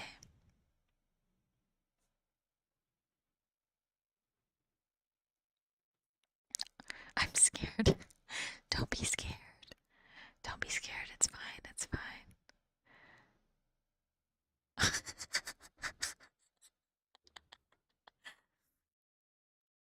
I'll never be ready. Are you sure? Are you sure? I like that combination of red and purple. That's really funny. Okay. Being ready is for the week. Okay. Oh gosh, I'm so sorry. I'm sorry. I'm fine. Don't worry about it. No, it's not. I did it without thinking. Please don't kill me. I never said I was going to. You were in the Nether collecting glowstone. It was your first time here. After all that hard work and sweat, you finally made it to pass that portal. To be honest, you hesitated to go. You heard the rumors about the creatures and the chance of getting out alive, but what is done is done, right? While searching around the blistering region of a flaming ball of fire came across your path, almost hitting you. You yelped and landed flat on your butt. Rubbing your eyes, you saw a blurred figure heading your way. When you gained your vision, you closed your eyes in fear. You thought they were going to finish you off, but it never came. Maybe this Ghast was too emotional to do anything. And that's where you are now. After a while of calming down, he wiped his eyes and sniffled, poor thing. The Ghast broke himself down to the point where he can't even cry anymore. You knelt beside him, rubbing his back, trying to console him. The Ghast looked up at you with his eyes threatening to spill again.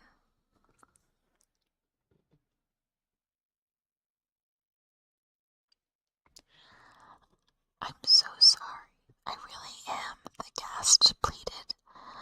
You wiped away the stray tear that fled down the Ghast's cheek and cradled him gently like a child.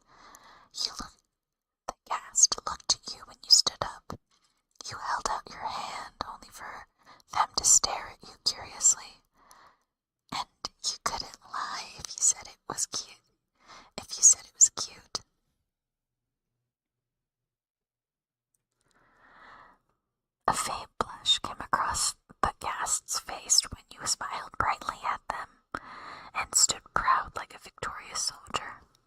How about we go collect some glowstone? Would that make you feel better to do it together?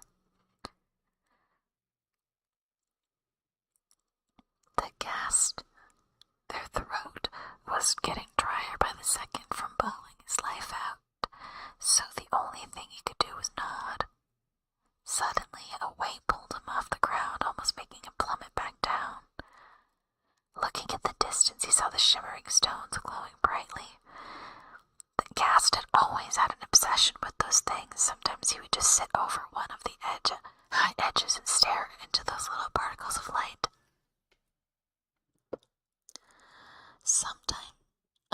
Eventually, after some searches, here and there, you found all the glowstone that you could fit in your bag. The Ghast helped you with the higher ones while you handled the ones within your reach, but unfortunately, you had to leave. Waving at your new-found crush, he looked down and muttered shyly,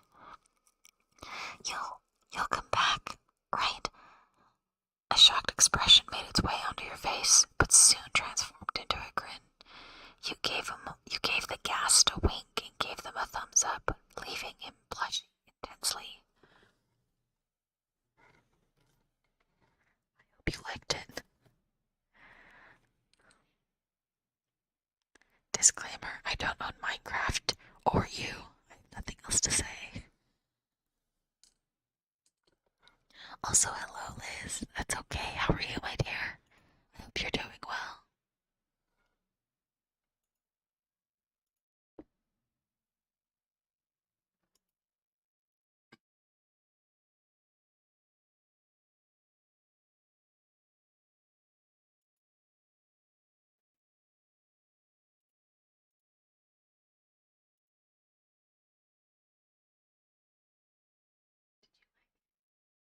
ASMR. I just sneezed. Yes, Steve had a crush on the Ghast. Didn't you like it? Didn't you think their romance was flourishing? I think so. I thought it was very flourishing, very beautiful. I think that the Ghast really, expressed itself.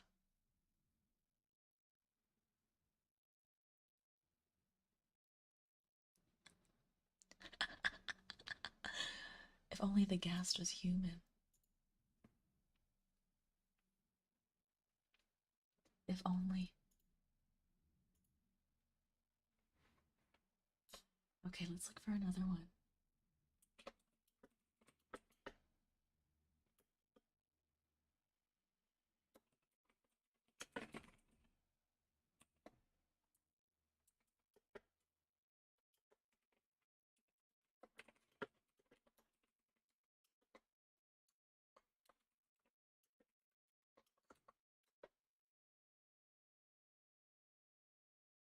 Yeah.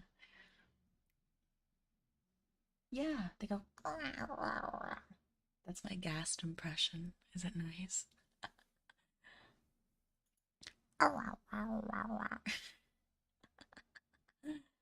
Is that a good Ghast impression? I hope so. Okay. Let me think. What's something else that would be really good? Does anyone have any suggestions outside of Shrek is Love, Shrek is Life?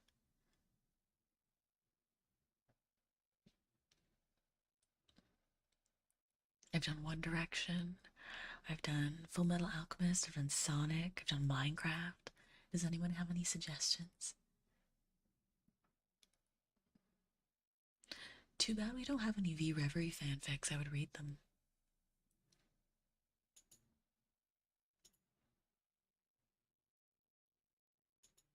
Something wholesome? Well, I meant like fandom related, like fandoms and stuff. My ears need a reset. Okay. Hmm. Something wholesome. Something wholesome.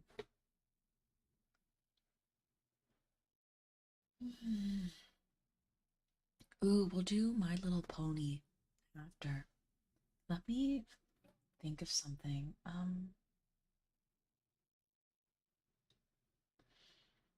Mm,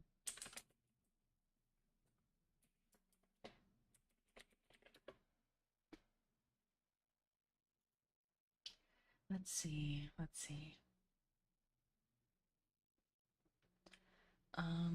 I have Ace Attorney.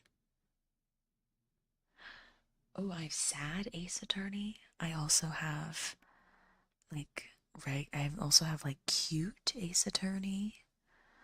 I have Hetalia. What else do I have? What else do I have here? I have Twilight. I also have Twilight. Can you find something wholesome there? Yeah, I can. I just I don't know anything about Ruby. So, I apologize if I can't, if it takes me a second.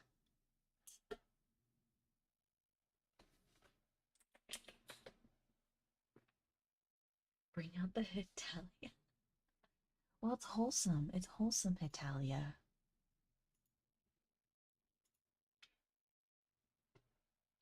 Here. Since I already have the Hetalia one, like, pulled up. Oh my god, it's so long. Okay. Okay, also, I can't read that. Okay, anyway, it's fine. Okay. This one's long, so I hope you guys are ready, okay?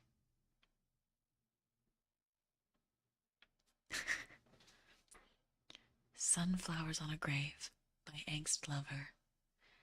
Canada's bear dies suddenly, and no one has noticed or even cares. Well, almost no one. Russia ex-Canada pairing. One shot. Lame title is lame. Author's note. Okay. So my Hetalia fandomness kicked in after watching all the episodes I missed, so I'm all right fanfic, draw fan art right now. Expect a few more of these before I continue on with Ace Attorney to get it out of my system. Warnings. Yowie. Lots of tears. Lots of blushing. Lots of OOC, because this is my first Hetalia fic. Canada opened his eyes, wearily. The morning, afternoon, hot sun was harsh and bright, causing him to snap his eyes shut.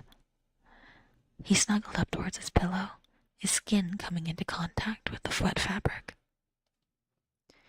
He brought his head up and noticed a large patch of darkness on his pillow.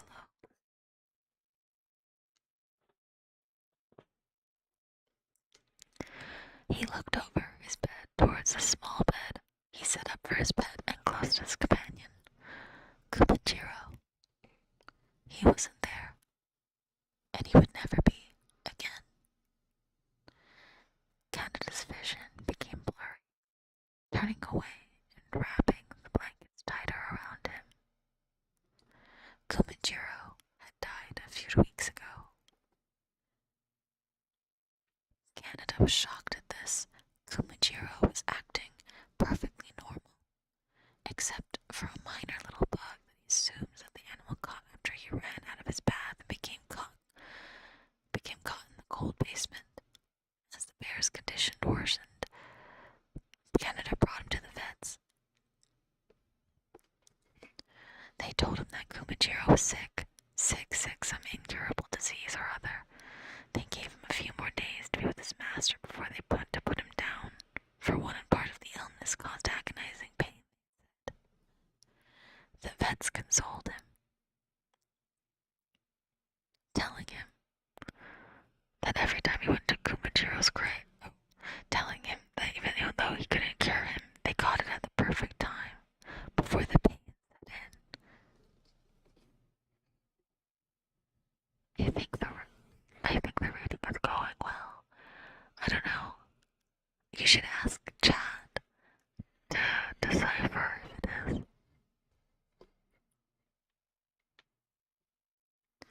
Because that's the only way I can really gauge. Canada couldn't remember what he did the week after that. He easily went through the meetings that were called between the nations, no one noticing him anyway. He buried his friend at the end of the path of the backyard and into the woods. Any free time the nation he spent setting up the makeshift grave. He found it hard to believe still, the small creature that had been with him for most of his memory no longer here with him. Every time he went to Kumajiro's grave, he would talk to him and tell him stories of his day, the other nations, what was happening in his country and the world, and how much he missed him. The small nation sat up, a few tears rolling down his cheeks as he got dressed and ready for the day ahead. The worst part about all of this was that no one noticed. Normally they would never, and he accepted this. Not even Cuba, England, America, or his Papa France noticed his sudden depression. There were times at meetings he had to get up and leave. He just couldn't hold back his tears. There were times when he was curled into a small ball in his chair and he would let out a sob right in front of everyone. But no. No one noticed. He was there for them. Helping them with their problems and emotional states. I guess that I really am invisible. He was especially angry at the fact that not one of his so-called family members noticed his state. America, who lived right next door, didn't. Canada decided on cereal to eat, too tired to make his breakfast of pancakes like he normally did. He ate it slowly, glancing at the clock and noticing he still had plenty of time to make the meeting. He threw the dishes in the sink with the others and wandered towards the back door. He stepped out into the crisp spring Canadian air. He liked staying at his own house when meetings were going on because it's not really even like he's that far anyway. Following the path, he made his way towards Kumajiro's grave, all the while noticing the different flowers growing. Kumajiro always liked to attack the flowers as if they were a living thing. A sad smile made its way onto his face as he approached the site. He could see in the clearing the dirt and soil sticking out like a sore thumb, in between all the lush green grass that was growing. There was a simple gravestone, one that was white with the inscription, Kumajiro.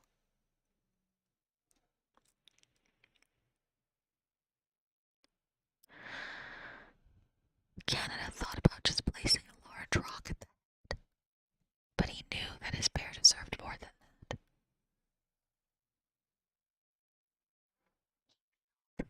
A knee at the border of the dirt and grass, placing a hand on the head of the stone. Hey there, Kuma. Even if he wasn't talking to the bear face to face, he was still nervous. How are you today, buddy? I had some time before my meeting to say hi. He rubbed the stone affectionately as if scratching behind the little bear's ear. The other nations are as loud as ever. You should hear America. He wasn't sure if Kumajiro could remember their human names, so opting out for the country's name were better. Sorry I didn't come by last night. The meeting may have ended late, but I left early. I'm just so... He paused, a lump in his throat.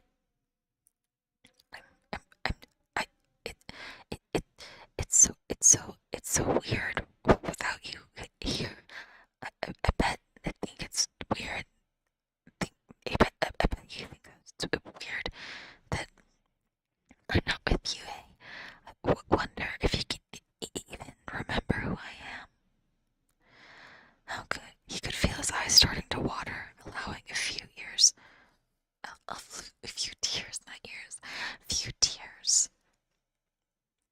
to fall before he rubbed them furiously. Hell, he didn't even know who he was anymore, who he was without Kumajiro. So,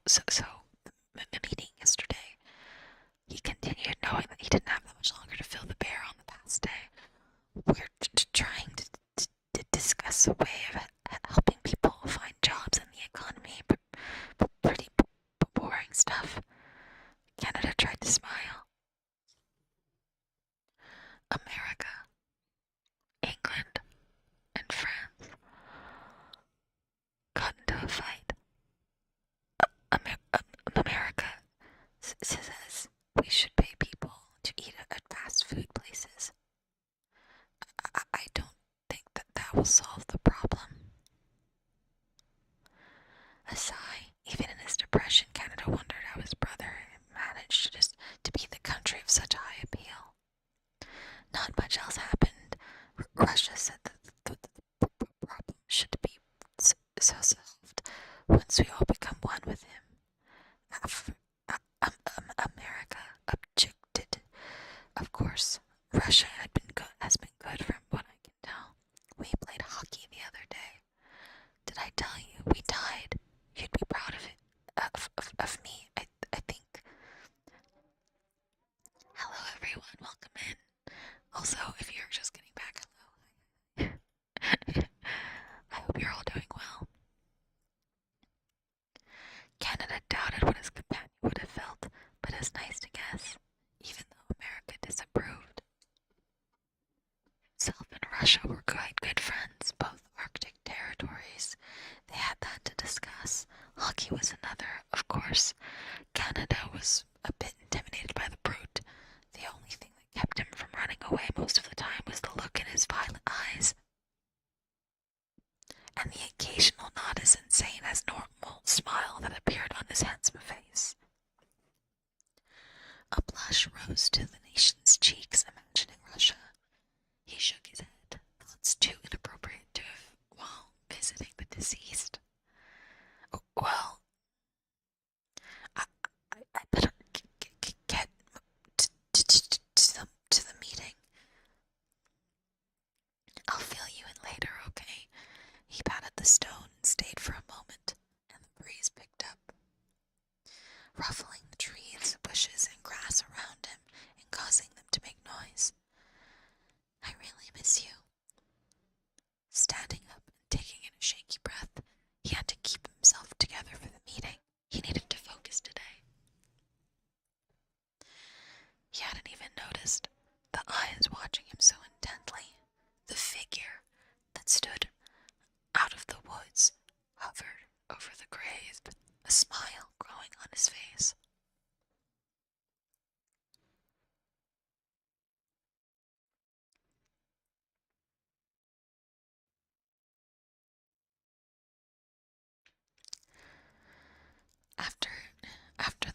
After the past day. Oh, wait, what? Oh. Canada sighed. Another meeting had been so wasted. He sat in his car as everyone got up around him. Oh, his chair, not car. He sat up in his chair as everyone got up around him, finding their own cliques and moving about the giant meeting room.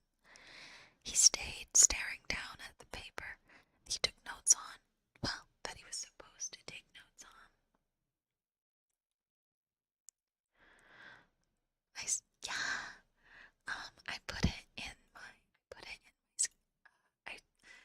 I put it in my schedule, in case you missed it. I put it in my schedule that I would be starting earlier today. Yeah. So this is usually my Monday morning time. But anyway.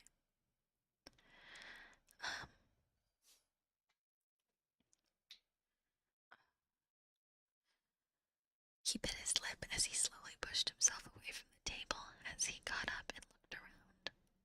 He saw his so-called family off in the corner. It's now or never. Canada shuffled over there and stood right next to America, and so I was like, America threw his arm out, smacking Canada on the side of his head. England and France looked shocked. How could America smack himself? America blinked, unsure of what they were staring at. Oh, hey there, little bro. Little bro it means he doesn't even remember my name. Canada didn't do anything to stop his twin from wrapping his arm around his shoulder and pointing dramatically to himself. So you want to hear this great story? Actually, so I was sitting at this, waiting for this idiot to get here. America pointed at England. But that's you. hero. Excuse me, guys. Canada tried to interrupt by raising his voice a bit, but it seems America speaks the truth. Fred said smugly, in angry England turning his way. Please, Canada cried out louder this time as he hugged the notebook to his chest. I have something important to say. His plea went unheard as the three argued once again. Canada, frustrated, shrugged America's arm off his shoulders and stormed away. I really should have known.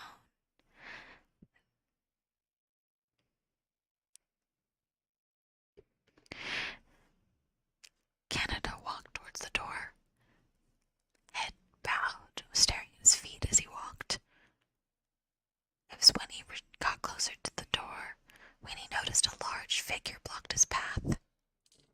Stepping back, Canada looked up to see who was in his way. Comrade Matvey, Russia cooed, smiling at the little blonde nation he was towering over. You can tell me important things. Uh-oh, Russia. You surprised me. Canada smiled weakly. Were you, listening to our conversation? Yelling travels very far. Russia tilted his head and glanced around Canada looking for something, touched that someone actually cared, or at least seemed to care. He started to get out, then no one had noticed Wait, what? What is this sentence? Touched that someone actually cared, or at least seemed to care. He started to get out what no one had noticed these past few weeks. Well, you see, Bear. Canada started already feeling depressed, feeling his eyes swell up. Russia cocked a brow at the sniffling country, surprised he was starting to cry already. Brother, a female voice called as Belarus ran up, threateningly at her side. Brother, it is time to go. Lithuania, Latvia, and Estonia are starting to get comfortable. She smiled wickedly as she grabbed her brother's arm, glaring at Canada, and dragged him away.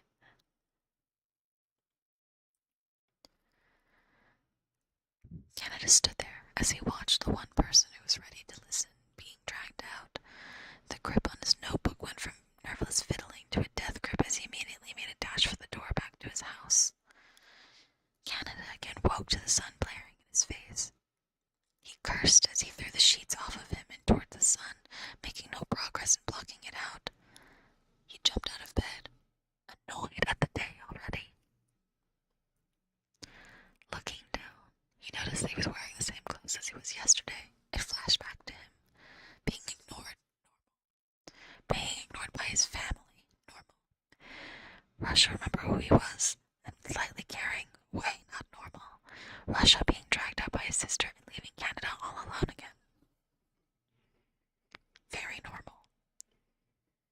He trudged down the stairs of his practically empty house and made his way into the kitchen. Instead of cereal, he poured himself a glass of milk, plus some maple syrup. Gulped it down and made his way out to Kumajiro's grave. He noticed the flowers, the breeze, the nice spring air, but at this moment it didn't really matter. Reality was that no one cared for him or acknowledged him. Reality was that Kumajiro was dead. Canada found his way to the grave somehow and finally looked up as he approached. He saw a bright yellow laying on top of the dirt pile. Fearing something had happened,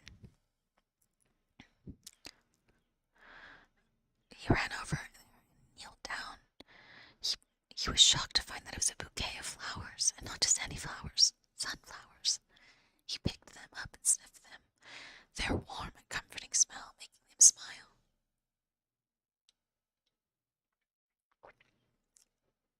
He hugged them close until he heard something fall out of them. Glancing down, he saw a card. Putting the flowers down and picking up the card, he saw in cursive handwriting the word bear. Carefully opening it, he pulled out a folded piece of paper. It smelled of vodka. Unfolding it to read, he gasped, Dear Bear. Hello, do not know your name. Your owner never told me. I noticed look here. Normally around with you, even though it is odd to see you not with him. I'm sure things are better wherever you are must be good, especially since you are in a world where all countries are one with Russia. That must have been extremely nice. Of course, your master is not yet a member. I'm sure you're happy that you are not sick and are out of pain. It must feel good, frolicking around all the other friends you have lost. If you see a bear, another bear, a Russian bear, please tell him his master says hello. You have left your owner quite lonely and quite sad. I can tell. I see it when he huddles up to himself in meetings, or leaves early, or tries to conceal a sob. He misses you quite a lot. I do not get sad though. One day he will see you again. Hopefully, one day, very in the future, we want Canada to live long. Do not feel regretful leaving so early. You must have had a great life to be living with Canada. I can see why you'll never leave him. He's very nice, very understanding, and good at hockey. Take care. I will make sure to keep your precious master safe and make sure he does not get lonely. Just like you, I care a lot for little Canada. I care for him a lot, understand that? Goodbye, Bear, Russia, or Ivan. Canada sat there shocked. He reread the letter over and over again. Each time he felt his heart pound a little harder. He wrote a letter to Kumachiro. How did he know where the grave was? Canada shook his head, rather happy not to know how. He could feel tears roll down his cheeks, but this time from happiness. And he likes me. A lot. He reread the parts where Russia complimented him. His blush growing stronger, he took his eyes off the letter and looked at Kumachiro's grave, noticing it has a bit more of a shine to it. I think you can see how my day is going to end, Canada smiled, checking his watch to see if he had enough. Oh, my throat, sorry. Checking his watch to see if he had just enough time for an extra stop. I'll be back tonight, okay? I'll read this letter for you then. Maybe I'll have the author read it to you. Canada got up and dusted off, laying the flowers on the grave and gripping the letter, running back down the path.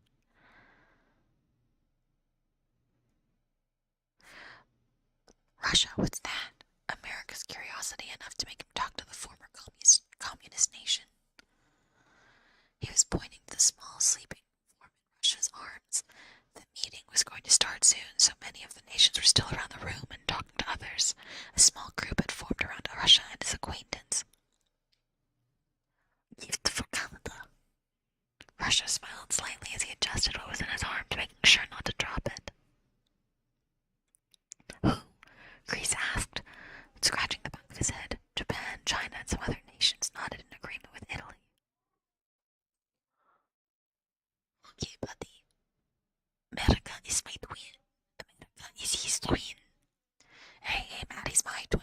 America puffed out his chest proudly, giving a small nod as he used his brother's real name, happy to have remembered it. Why did you get him that? Sealand asked. You do not know. Now what? The small country asked what was on his and every other nation who was listening's mind. What happened to him? Russia said with a more deadly smile on his face. What? England asked, fearing what might have happened to his son. What happened to him? Is he all right? Both France and England were up in his face, concern in their eyes. You are not so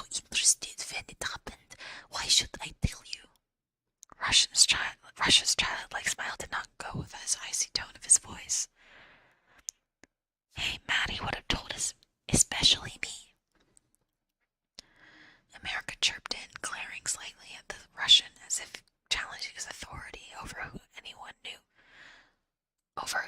more about Canada. He's Birdai. Russia said monotonously, gaining shocked looks from everyone. What? Causing many of the nations not listening to glare at him.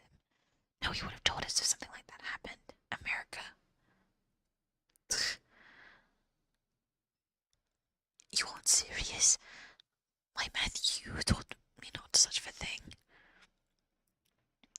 Both England and France's eyes were now filled with shock and worry. It is true. Have you not noticed? The door opened to reveal said country, walking in with an arm behind his back as he scanned the room, eyes landing on Russia. Russia, he called out, waving and starting to walk over. Comrade.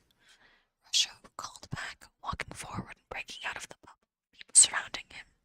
He tucked one arm holding his gift in his jacket to hide it. You seem much happier than you have been.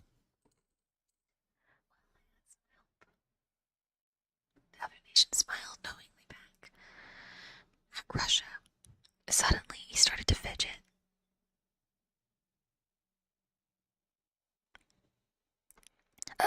Here, these are for you, for me and Kumachiro. Canada added a blush growing on his cheeks as he held out a large bouquet of flowers. They were sunflowers, along with the roses spread out throughout it. They were wrapped in with white, blue, and red plastic. They're your favorite, eh? Canada shoved them towards the large nation who grabbed them. Surprised, I thought you might want some after you know. Canada blushed even more, scratching the back of his head. You're too nice, Russia stated, as he adjusted his arm holding the small Canadian's gift. Is something wrong with your arm? Yeah. Oh, is something wrong with your arm? The other asked worriedly. I have gifts for you too, Vanita. Russia leaned down and grinned, sliding his arm out of his jacket and held out his gift. Canada gave a loud gasp and stared.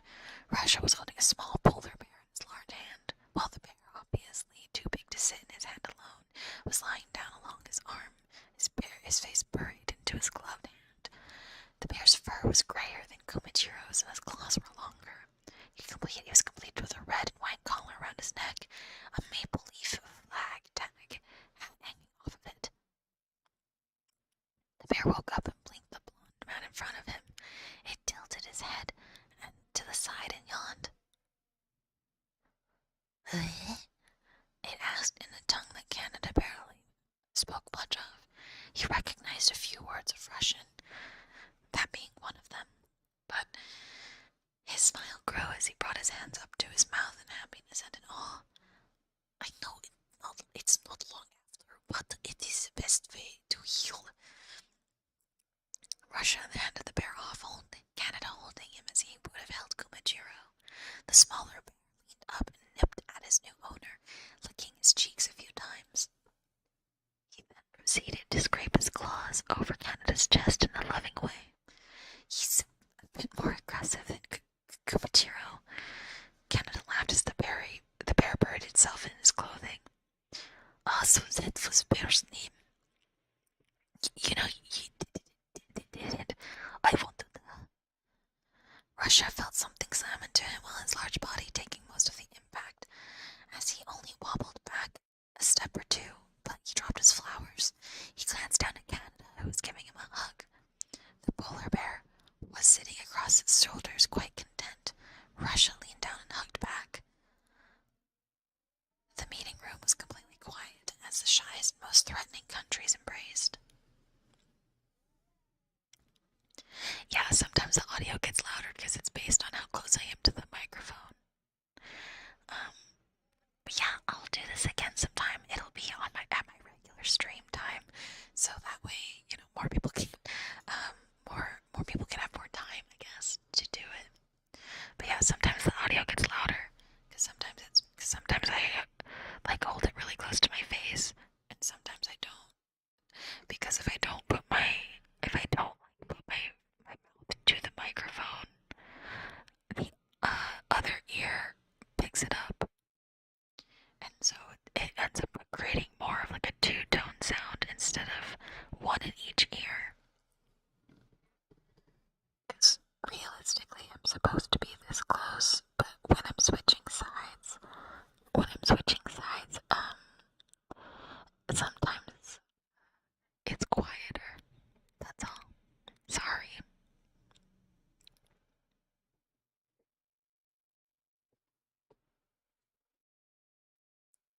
Anyway,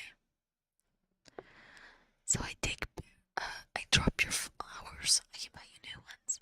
Your gift was much better, by the way. I promise you wrote it. I would protect you. Help to keep you from feeling low. I'm listening without headphones. That's not my fault.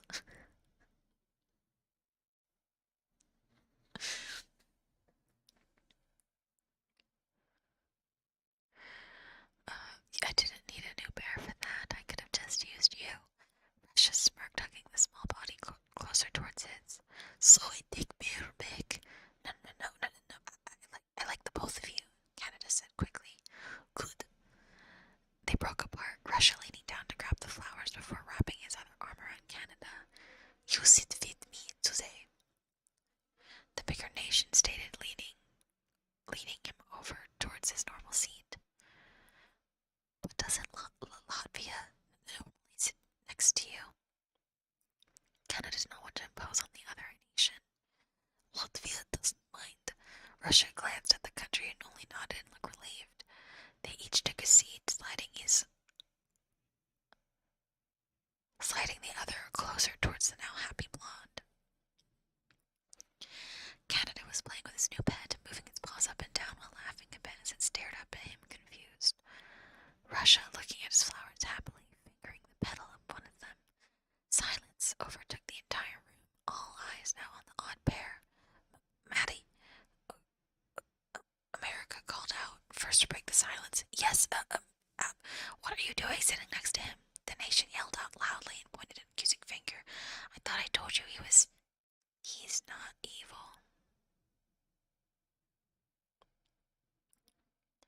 Canada gave a small glare at his older brother. He's my, Canada glanced up at the larger nation, a small amount of confusion on his face. Russia, understanding, smiled and leaned down to give him a kiss. Many countries gasped. I guess he's that. Canada blushed, feeling Russia snake his arm around his shoulders and drag him closer, allowing the small country to lean into him. America, England, and France tripped over their words, each red with emotion, anger, embarrassment, and concern. Some thought of something else. The sounds of door scratching floor alerted everyone to a new entrance. Italy and Germany walked in, completely oblivious as to what had just occurred. Germany was trying to read a file while Italy was humming to himself. So why don't we get this meeting started? Germany looked up as he placed his files on the desk, glancing around. France, America, and England were flailing around the most, while many other nations stood in shock, staring at the two countries sitting down. Germany raised an eyebrow at the sight of the cuddling Canada and Russia. Now that's not something you see every day. Well, everyone take seats and let's finally get some work done. He didn't question the two countries sitting next to each other as everyone shuffled along. It's not like they ever had assigned seats anyway.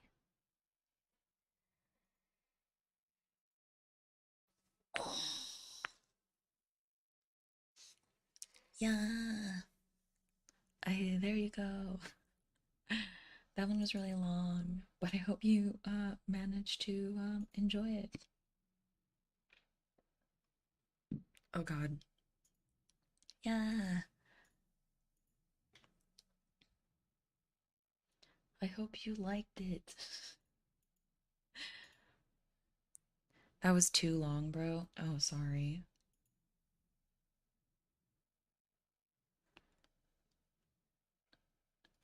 I guess I won't next time.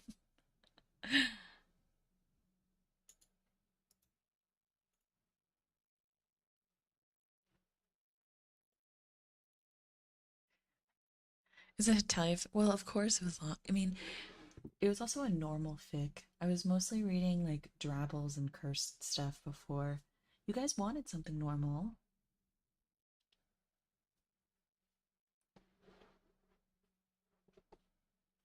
So, but what's it called? Do you guys want one more? Or are you guys done for today? Or like are you guys like content for today? Gotta head out. Oh, have fun at D&D, Elizabeth.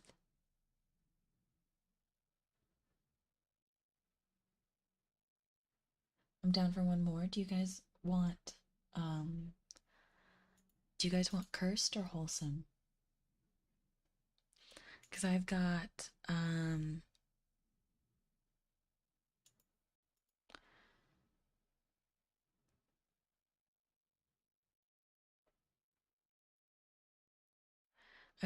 let's see. I've got a Twilight one that's kind of sussy. Not sussy. It's more like it's literally called Edward Cullen as a glass of milk.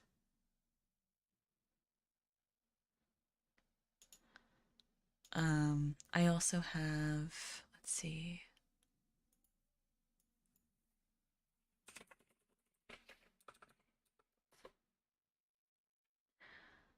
I also have a wholesome Ace Attorney one.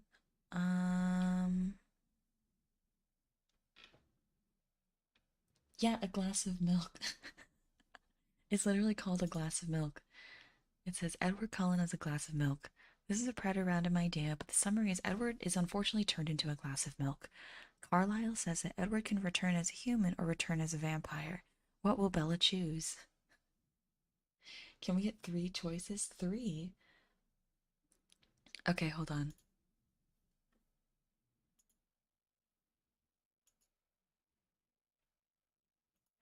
Okay, hold on, hold on. Let me see.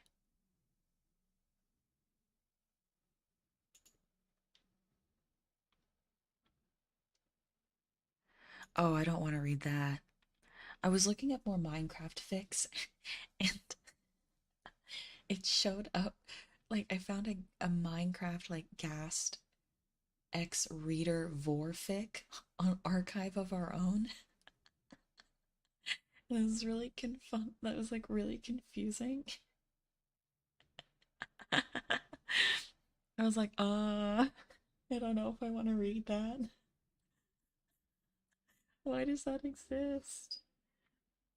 Ace Attorney who with who? It's hold on, what is it? Let me see. It's Phoenix Wright and Miles Edgeworth.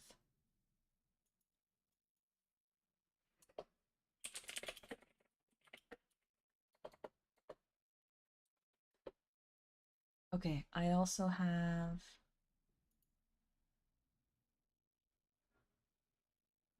um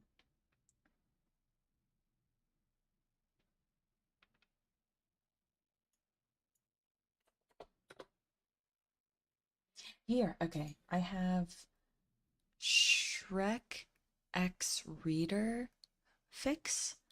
I have Ace Attorney and Milk. So let me do this. So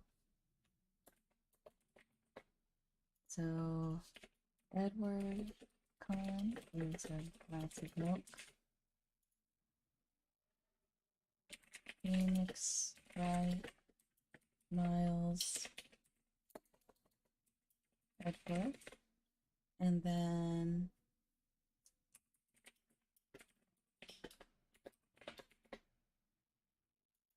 there. I put up a poll. So maybe you guys can decide.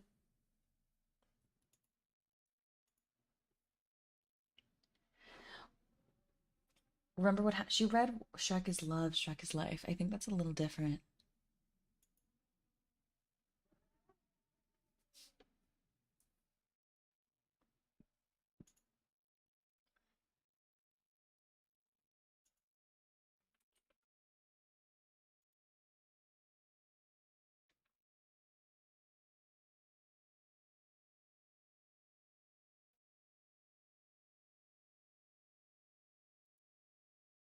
Non got bonked for reading Shrek is Love, Shrek is Life.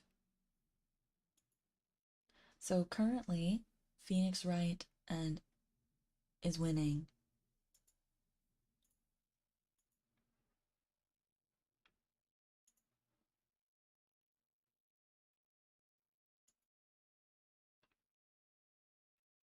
This one's not too long or anything.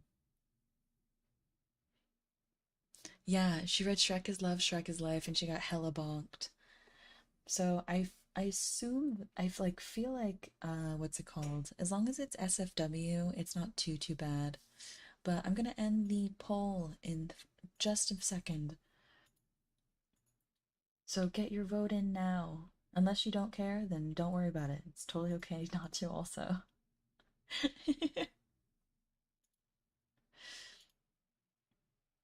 It is time. It is time.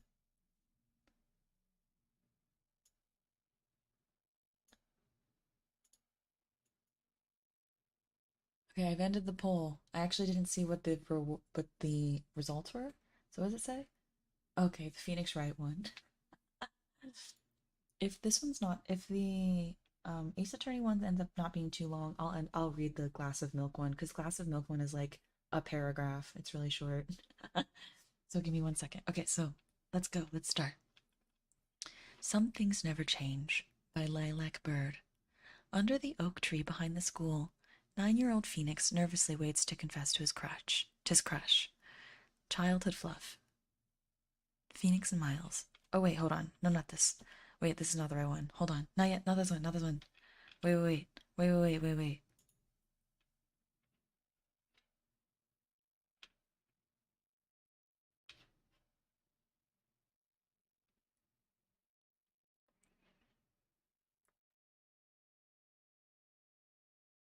Is this it? Or am I stupid? No, this is it. Yeah, this is the right one. Never mind. Okay, anyway. Wait, no, it's not. No, it's not. Just kidding. I clicked on the wrong one. I was like, this is first person. I hate first person fics. They're like painful for me to read. I know some people like them, but not for me.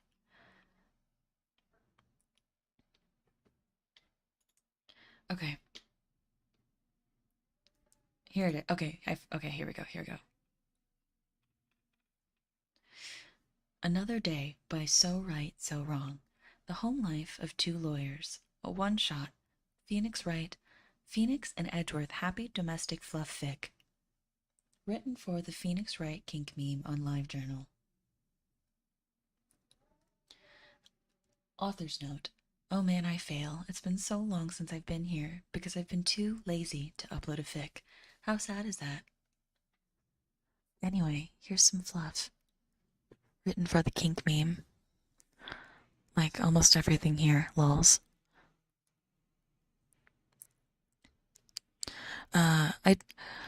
I want Phoenix Wright, Edgeworth Happy Domestic Fluff. It doesn't need to be overtly romantic. They don't have to whisper sweet nothings. I'd actually prefer if it focused on the ins and outs of daily life, going into the boring shit.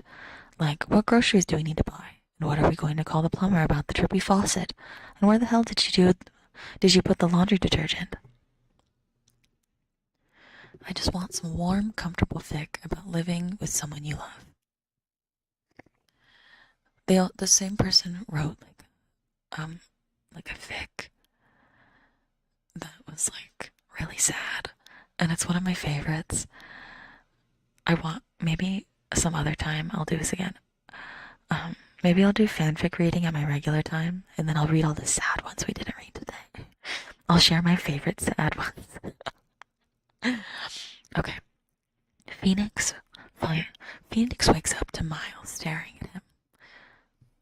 We need to do the laundry today, he says in a very serious voice. Good morning to you too, Phoenix replies, leaning over to kiss him on the nose. Edgeworth blinks at him. It's your turn. Also, brush your teeth. I'm going to shower. He pauses, then gives him a peck on the forehead. Good morning, Phoenix. The other man gets out of bed. Phoenix is left lying there with a ridiculous smile on his face. Bless you, Phoenix tells Edgeworth in advance, as the other man steps into the bedroom wearing a bathrobe and toweling his hair. Sure enough, Miles starts to sneeze furiously. Thank you, he tries to respond in a dignified manner, but since he sniffs loudly in the middle of it, the effect is lost on Phoenix. Have I ever told you how cute your post-shower sneezes are?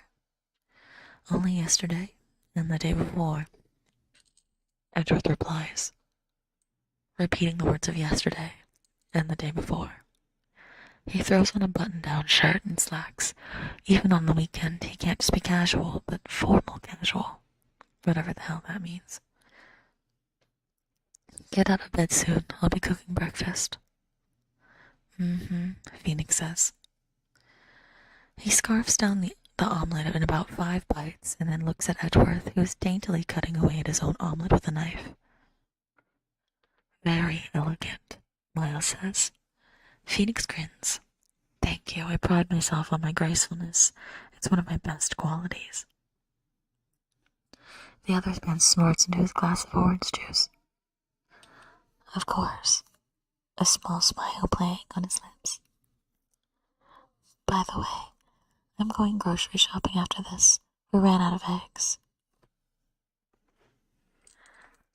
Can I come? Absolutely not. Aw, Miles. You spent entirely too long in the candy aisle, and then when I move on, you're still there, and then you can't find me anymore, and you have to ask the manager for help.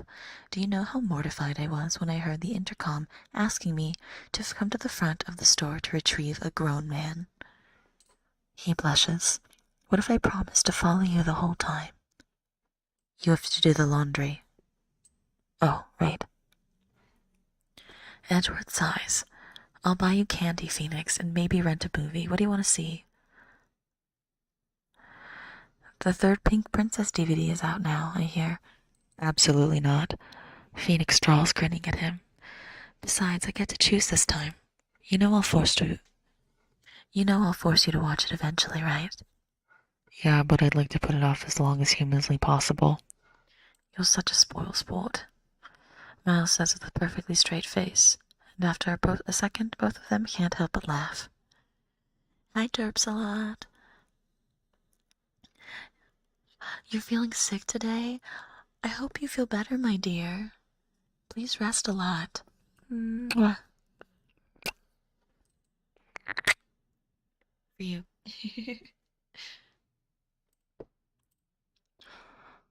Is the heater broken? Edgeworth asks as he steps through the door, placing the groceries carefully on the counter. Hey, Juan! Hi, hey, Juan. How are you, my love? Rika, thanks. Of course, my dear. How are you, hottie? How have you been doing?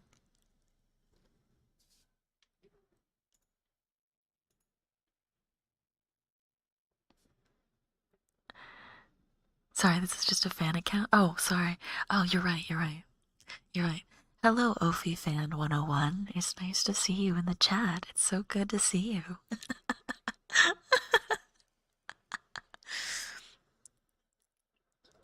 I'm currently reading an Ace Attorney domestic fanfiction.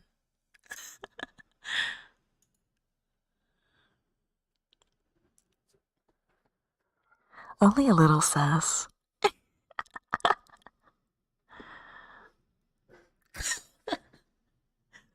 Watashi. You gotta say it like watashi, like the really awkward Nihongo. Watashi wa Nihongo jozu desu. Is very good. Nihongo es muy bueno.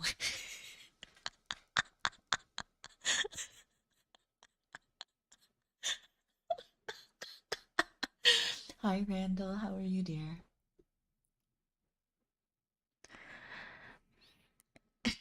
Yes, voice.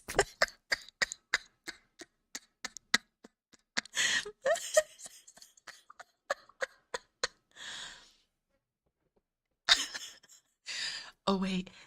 You'll appreciate this one. Okay, so if you guys haven't caught my last couple streams, my best friend Tommy has been saying this phrase, and I can't stop saying it.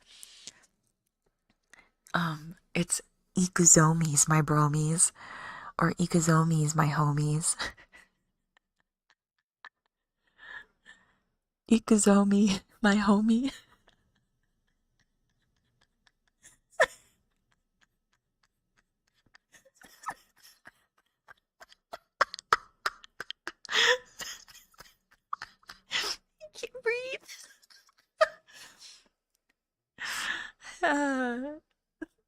not daijouke. Oh yeah. Yo Watashi wa lo siento, sorry.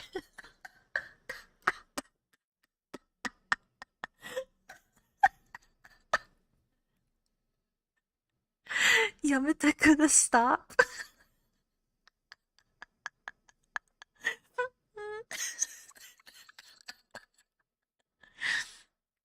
Es- Estoy no kimochi right now.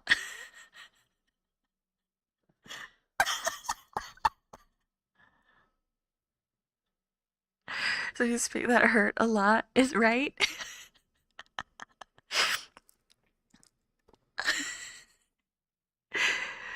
Uh, yo puedo español un poquito, pero yo quiero practicarlo más. So sometimes I like to say cursed shit.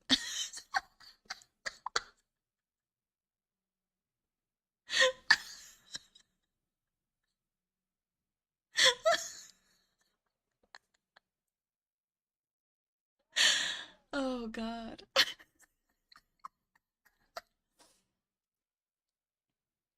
Hey Juan, we're about. Can you imagine? Like, guys, can you chat? Can you imagine Hey Juan and I doing a stream where we just talk like that? Like, we just have to decipher what the other person is saying. Just the whole stream. Just a solid 2 hours of just like, ayo, bro.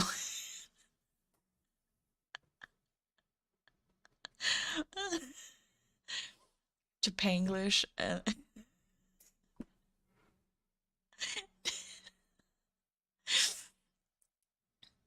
Oh, wait, it would be like Spanihonglish. There you go. Do all three. Konnichiwa's up. Are Anata feeling kimochi desu ka, Oni-chan?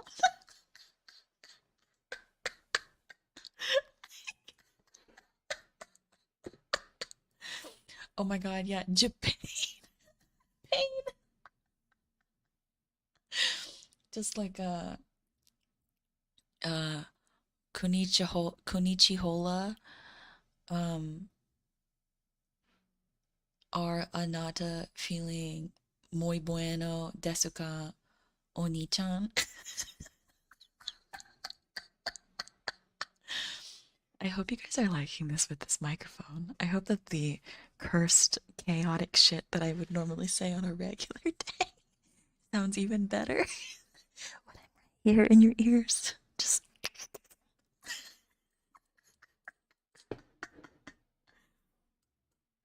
Oh God. Okay.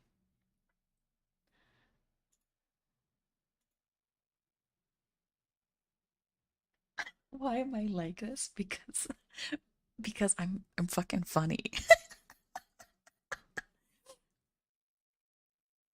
Because I'm fucking funny. That's what it is. I'm fucking funny. No one can tell me that I'm not fucking funny. Anyway.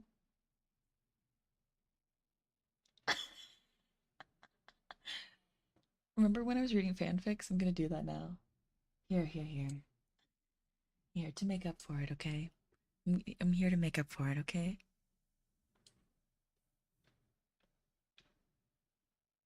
Ah, mahal na mahal kita, Hewan. Hey, Juan, can we? That'd be so good. We'd have to do it on your channel, though.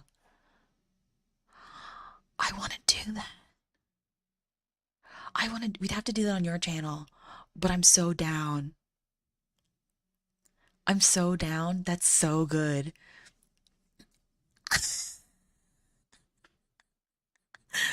Oh my God.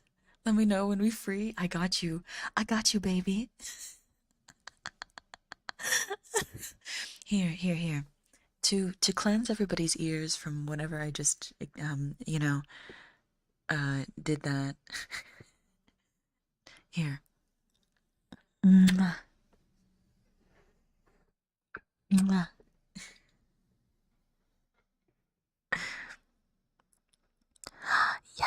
be really great, A1.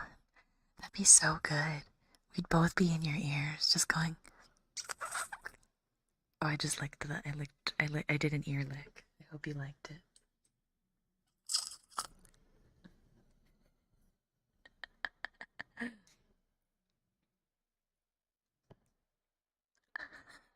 Just whispering like, and just whispering like, lick the ear like you mean it. That's a $10 super, ma'am. If you really want me to get into it, that's a $10 super.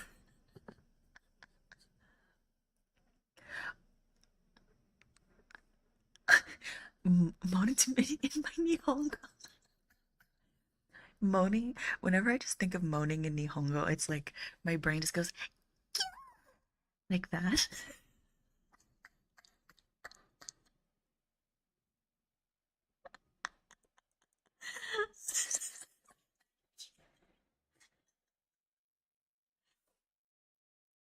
Oh, that's true. Because you can also cancel out uh someone else's soup.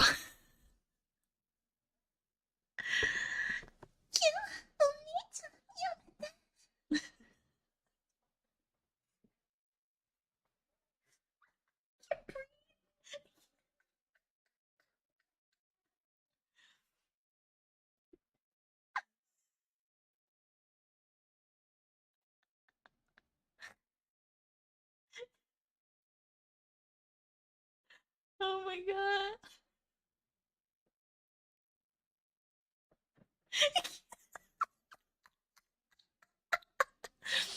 Oh, please, this is a Christian stream. You're right, you're right, you're right.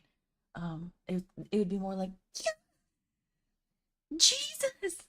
Oh, yum at that! Oh my god.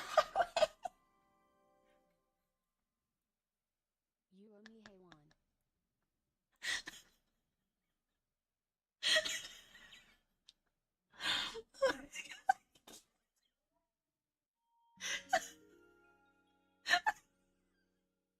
Zeta, thank you for the super, and Highway, thank you for the dodo.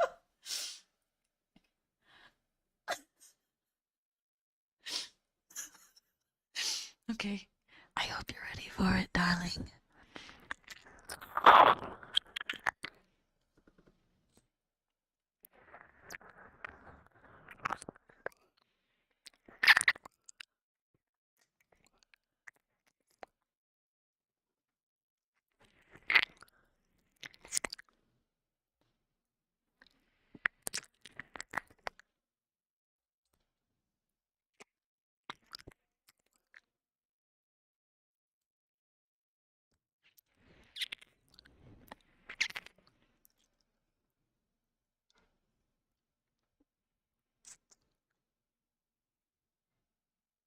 There.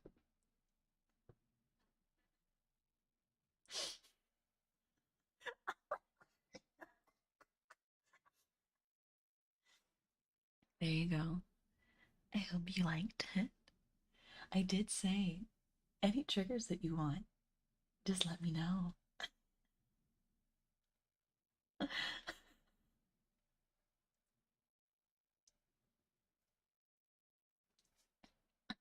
Thank you for the super. There it is. Watashi no namae.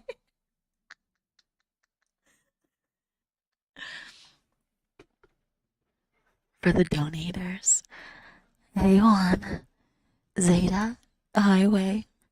Mwah. Mwah.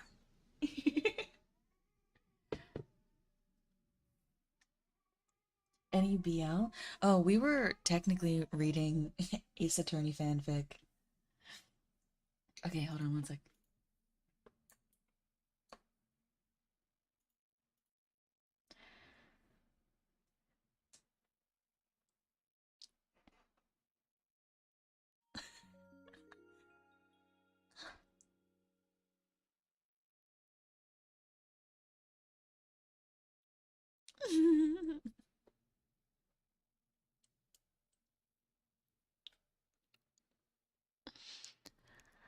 Ricardo,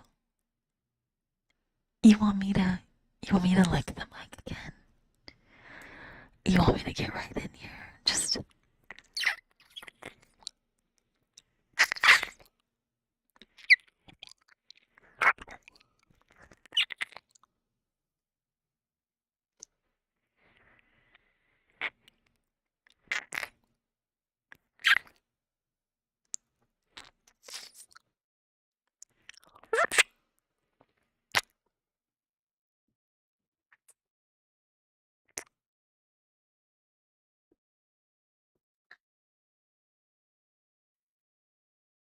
There you go.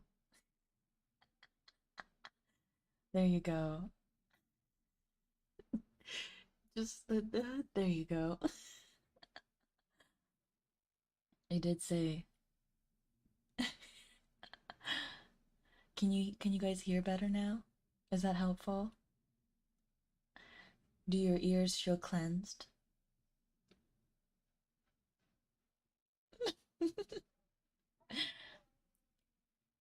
And trust me, if you behave, that's not all I can clean.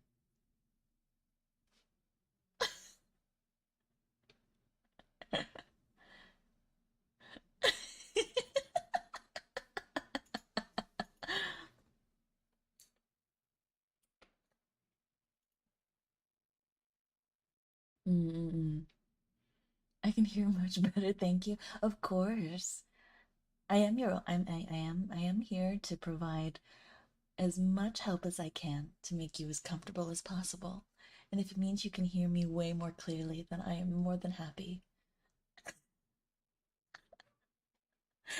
I am more than happy to do it. Right? This is spicy.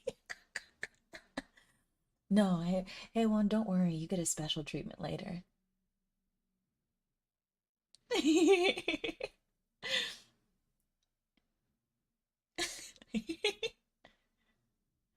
Oh, Kirby, I'm sorry that your Wi-Fi's died.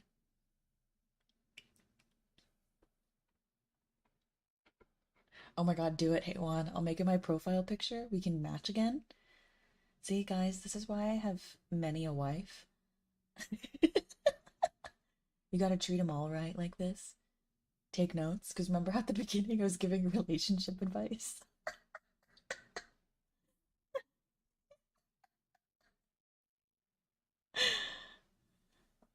Musuguna. Okay, okay. Okay. I will now continue with the Ace Attorney Miles Edgeworth Phoenix Wright fan fiction.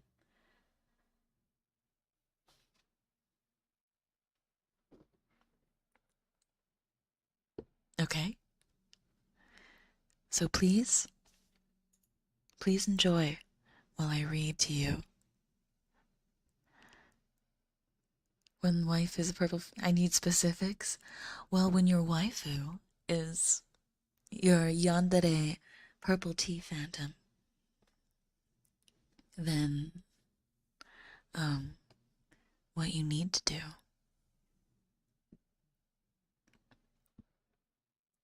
is shower her with your love and make sure that she never feels insecure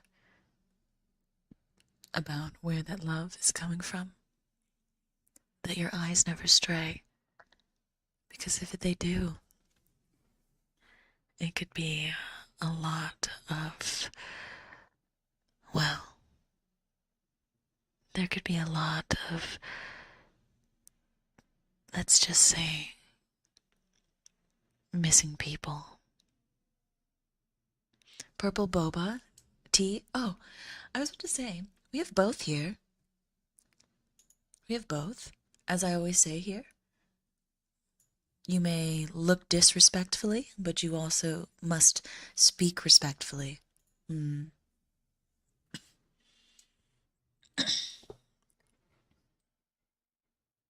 Yes, we were doing a Wholesome Ace Attorney fanfic. Right. Anyway, maybe should I start from the beginning? What do you mean where? Does it look like it's difficult to see it? Does it look difficult to find it? Hmm? Hmm?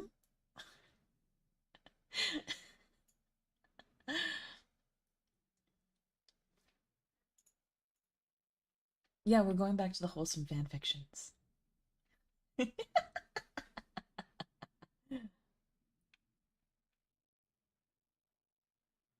It's too far, you need to zoom in? Okay, okay.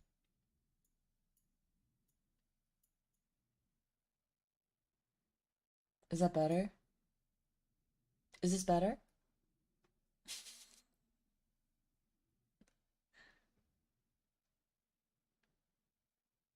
By the way, if you guys are having fun, please consider liking the stream.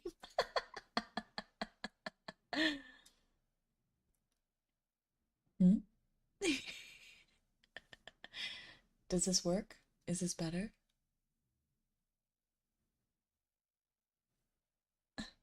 Oh, the mic is in the way? Okay, okay, I see, I see, I see.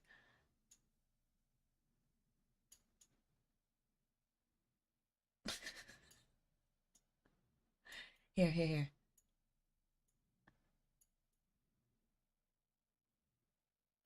There. It is now my ASMR microphone is now attached to my brooch.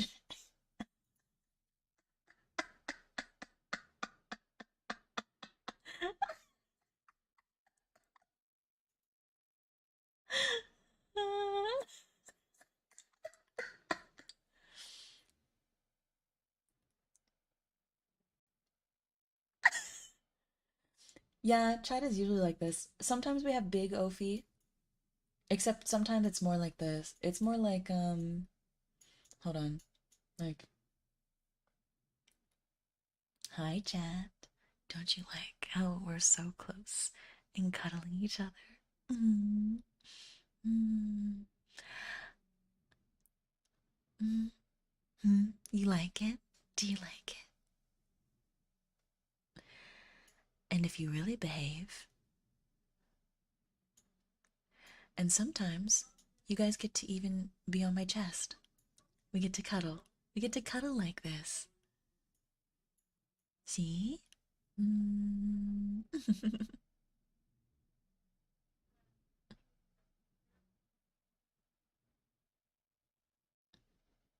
See? So sometimes we get to cuddle too.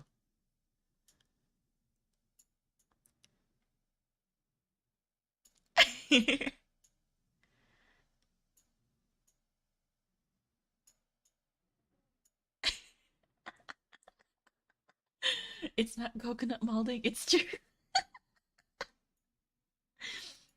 I mean, yes. Yes, it is.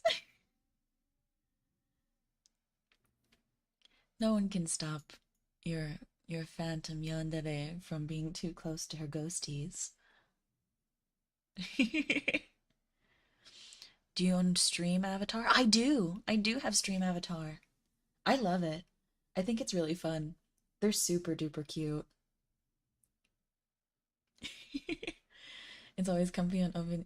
I'm so glad that you find being up so close, pressed to me, feeling my heartbeat and everything makes you feel so comfortable.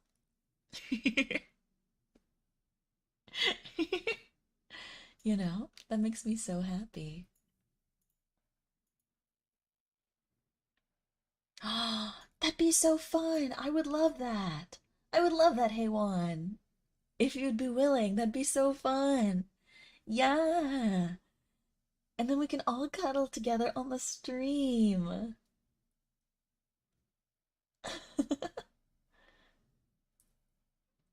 Yeah.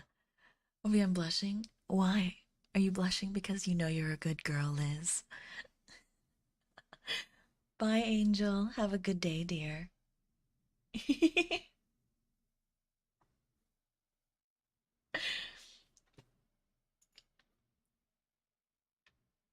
I will see if I can find a different Ace Attorney fic. Please can't. What's wrong with your heart, baby? Is there anything that I can do to help you fix, to help heal your heart, or make it beat a little faster? I love you, Haywan. Thank you, my darling.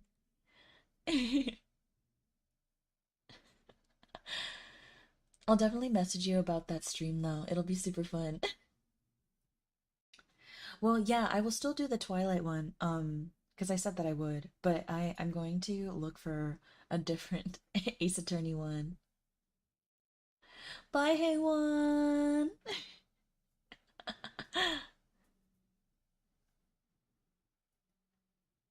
Okay. Oh, this one.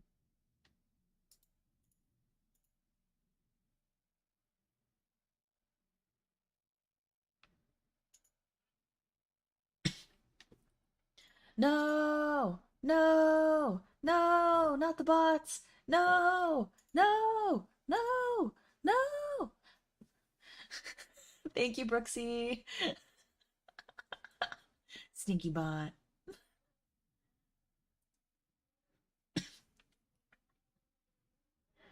With your sick ASMR skills. I can't help it that I'm just so. I can't help it that I just love my ghosties so much, you know? Sometimes I just can't help it. I can't hold it in. I just can't hold all that love in. I have to express it all the time, you know? Here. Okay, here's another one. It's not super duper long. It is another Miles Edgeworth Phoenix Wright fic. Okay.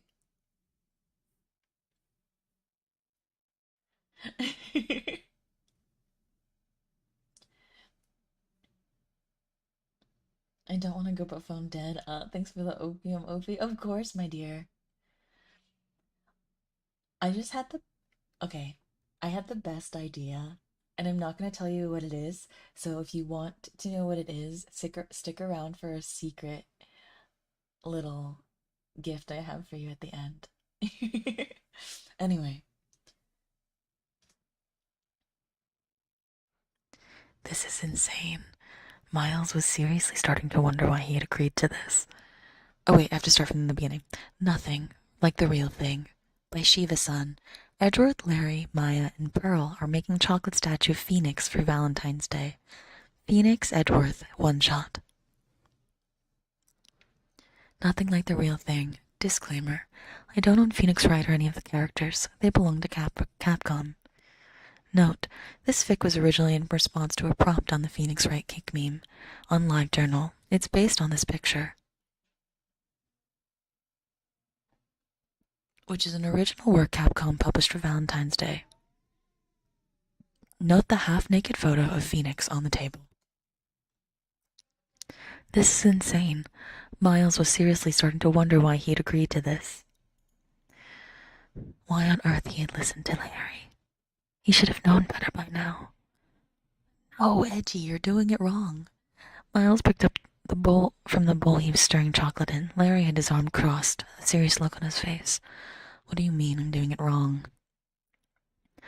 Larry shook his head. Wasn't it obvious? He stared at Miles expectantly. The only obvious thing to me right now is that you're an idiot. Not really. Dude, you're kidding, right? You're stirring it counterclockwise. Miles raised an eyebrow. Your point being?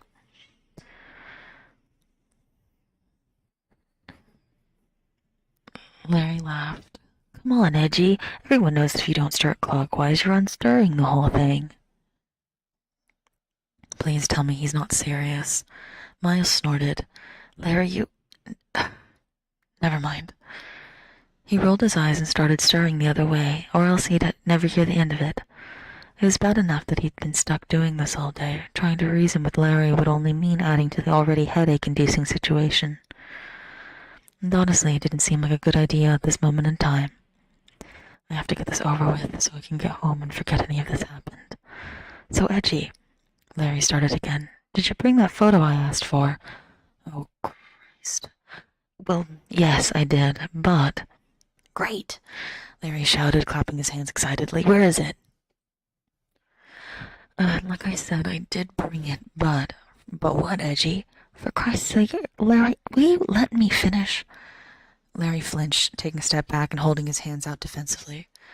Miles rolled his eyes. See, I did bring it, but I'm not sure it'll do. Why not? Larry asked, dropping his hands at his side. As long as you can see the back of his hair, it should be fine, right? Yes, but it's wet, so I'm not sure if... It's wet? Larry gave him a blank look. Yes, are you deaf? Yes, that's why I'm not saying I'm not sure if it'll be a good reference or not. Larry blinked a few times, forever dropping his gaze. How come it's wet? I should have seen this coming. Miles shook his head and looked down at the bowl. If that's irrelevant. All I'm saying is... Did you drop it? What? Miles looked back up and saw the frown on the other man's face. Now he's lost me. What are you babbling about, Larry? Larry crossed his arms and looked up at the ceiling, tilting his head side to side. Well, dude, if the photo was wet, you must have done something. Miles brought his hand to his face. Way to give him way too much credit. Here, he said, taking the picture out of his pants pocket and handing it to Larry. That's the only one I found. Larry stared at the picture for a moment, twirling his goatee. Yep, that'll do. You didn't have to lie, though, Edgy. Miles raised an eyebrow. What are you talking about, Larry?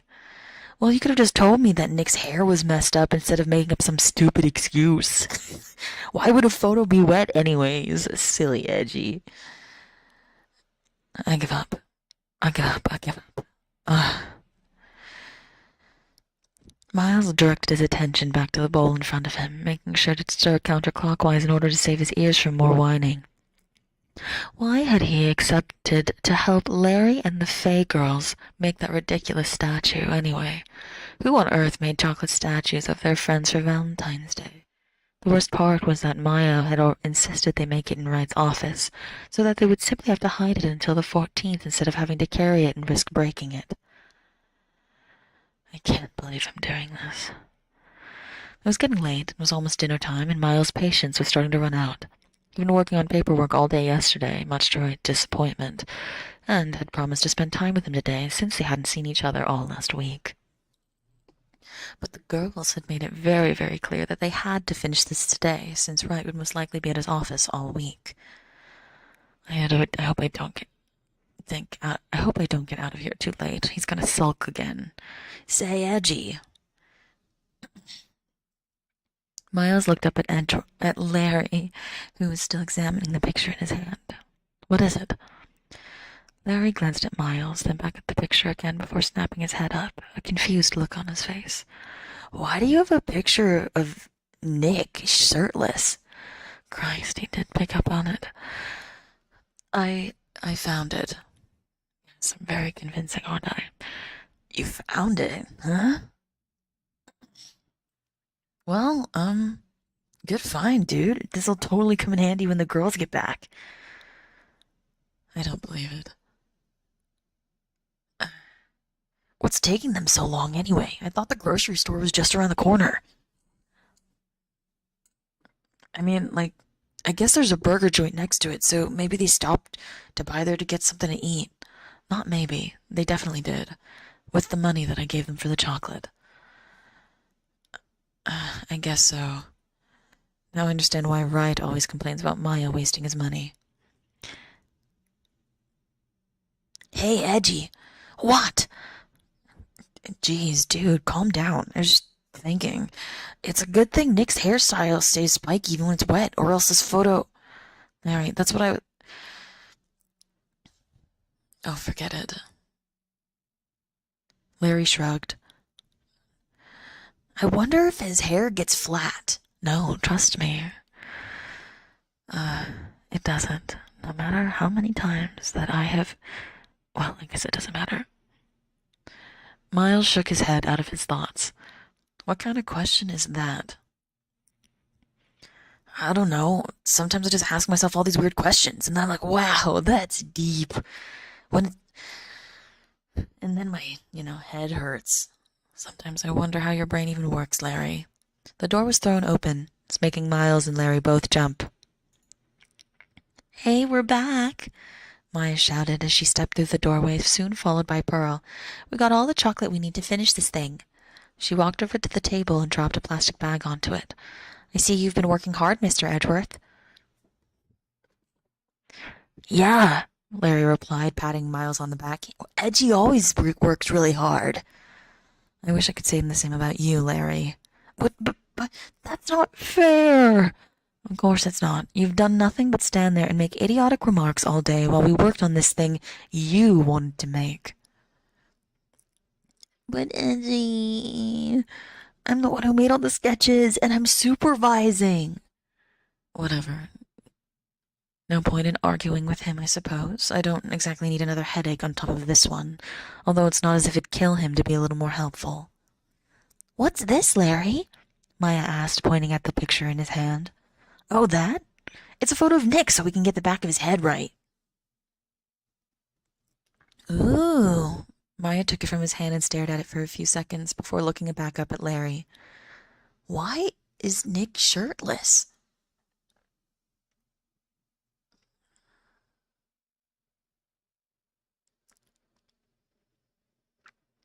Here we go again. I don't know. It's Edgy's.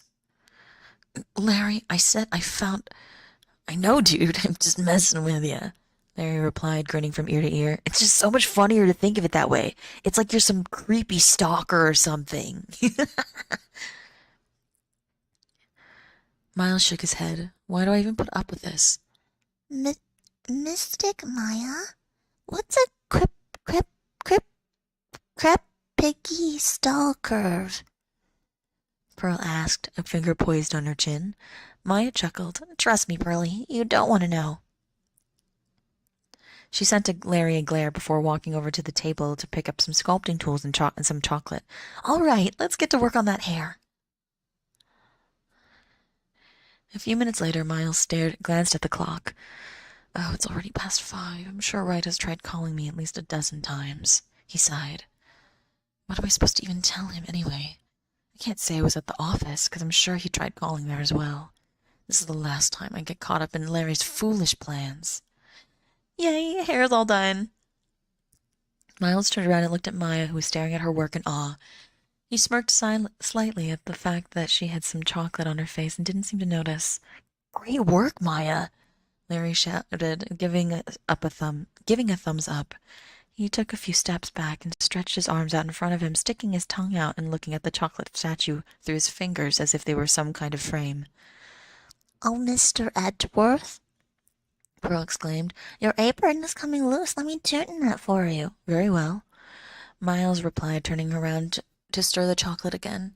That's when the door was thrown open for the second time, making Miles wish people would just leave his poor nerves alone for a second. What the hell is going on here? Miles turned around to witness a very shocked-looking Phoenix Wright. Oh, Christ. Phoenix blinked a few times before taking a few steps towards the statue. What is this? Mr. Nick, you weren't supposed to see this before Valentine Day, okay? It's a present from Mystic Maya. What? No, it's not, Pearlie. It was all Larry's idea, Maya said, pointing at the man in question. What? Don't listen to her, Nick, Larry practically yelled, waving his hands defensively. I'm not, like, into dudes or anything, I swear. Edgy was the one with the naked picture of you. What? Phoenix and Miles both spluttered, looking at each other. Phoenix closed his eyes and rubbed his temples. Okay, can someone just tell me, please, what the fuck is happening? Miles glanced at the others and tilted his head towards the doorway, letting them know that he would take care of the situation. The 3 of them nodded and quickly disappeared behind the door. Phoenix sighed. So that's where you were all day, huh? He paused. Why didn't you tell me? Miles crossed his arms. Isn't it obvious? They dragged me into this, and of course my lips were sealed. Well, you could have left your cell phone on, Phoenix pouted. Yes, so I could drop it in chocolate. Phoenix shook his head and turned toward the statue. So, what's with this anyways? He asked, finally smiling. Am I so annoying that you wanted to replace me? Miles smirked. Well, at least this one's not as loud. Phoenix frowned. What's that supposed to mean? I think you know exactly what I mean, right? Oh, yeah? Well, I say there's nothing like the real thing, especially my magnificent self. Ooh, sorry. Oh, well, I bet there's nothing like the real thing, especially my magnificent self. He ran a hand through his hair in an exaggerated slow motion. Besides, this thing has nothing below the belt. And you do? Phoenix pulled a face. That was low, Edgeworth, really. Miles chuckled. Well, you asked for it. Yeah, I mean, I guess I did, yeah. Phoenix looked down at his feet for a few seconds before looking up at Miles. He stared at him for a moment, a grin appearing on his face. Miles raised an eyebrow. What is it? You know, this is apron. It's really nice. I really like the pink and the frills. It looks very good on you. You know, it's a very, very manly apron. The heart on the front is a really good touch. Miles glanced down at himself. He'd completely forgotten about that. Oh, shut up, right? He went to untie it, only to be stopped by Phoenix's hands on his own. No, no, no, no. I think you're gonna want to leave it on. Because, there's a lot of chocolate here, and I think some things around here are gonna get really messy. And now it's done. End scene.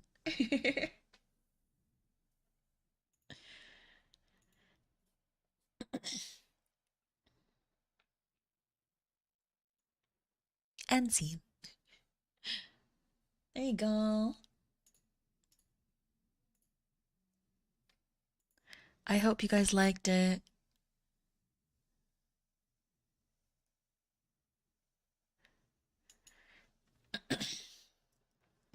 Your voice acting is getting better too. Well, they do say about acting is that you never stop practicing.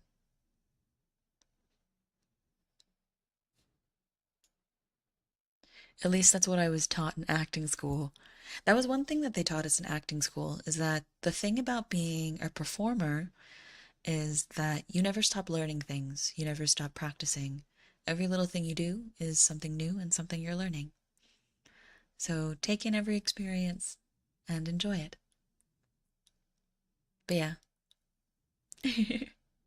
Anyway, I'm going to read the Twilight Edward Cullen is a Glass of Milk.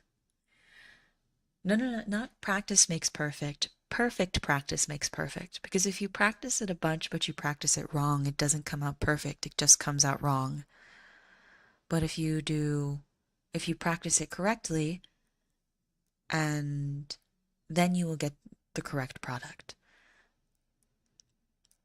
However, with acting, it's not linear, so you can't really make something perfect.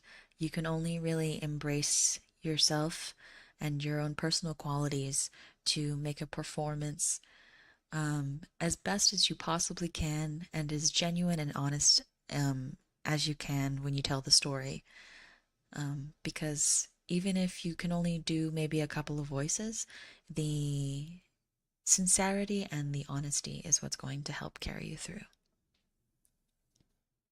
Ophi gives good advice. Well, I think a lot of people learned that I am actually an older sister in real life after meeting Ghostess yesterday, so I guess it's not too out of character.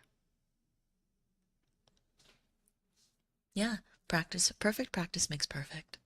Because if you practice it wrong, then it's gonna come out wrong. And wouldn't you rather learn to practice it correctly? Yeah? Okay. It is now Edward Cullen is a glass of milk time.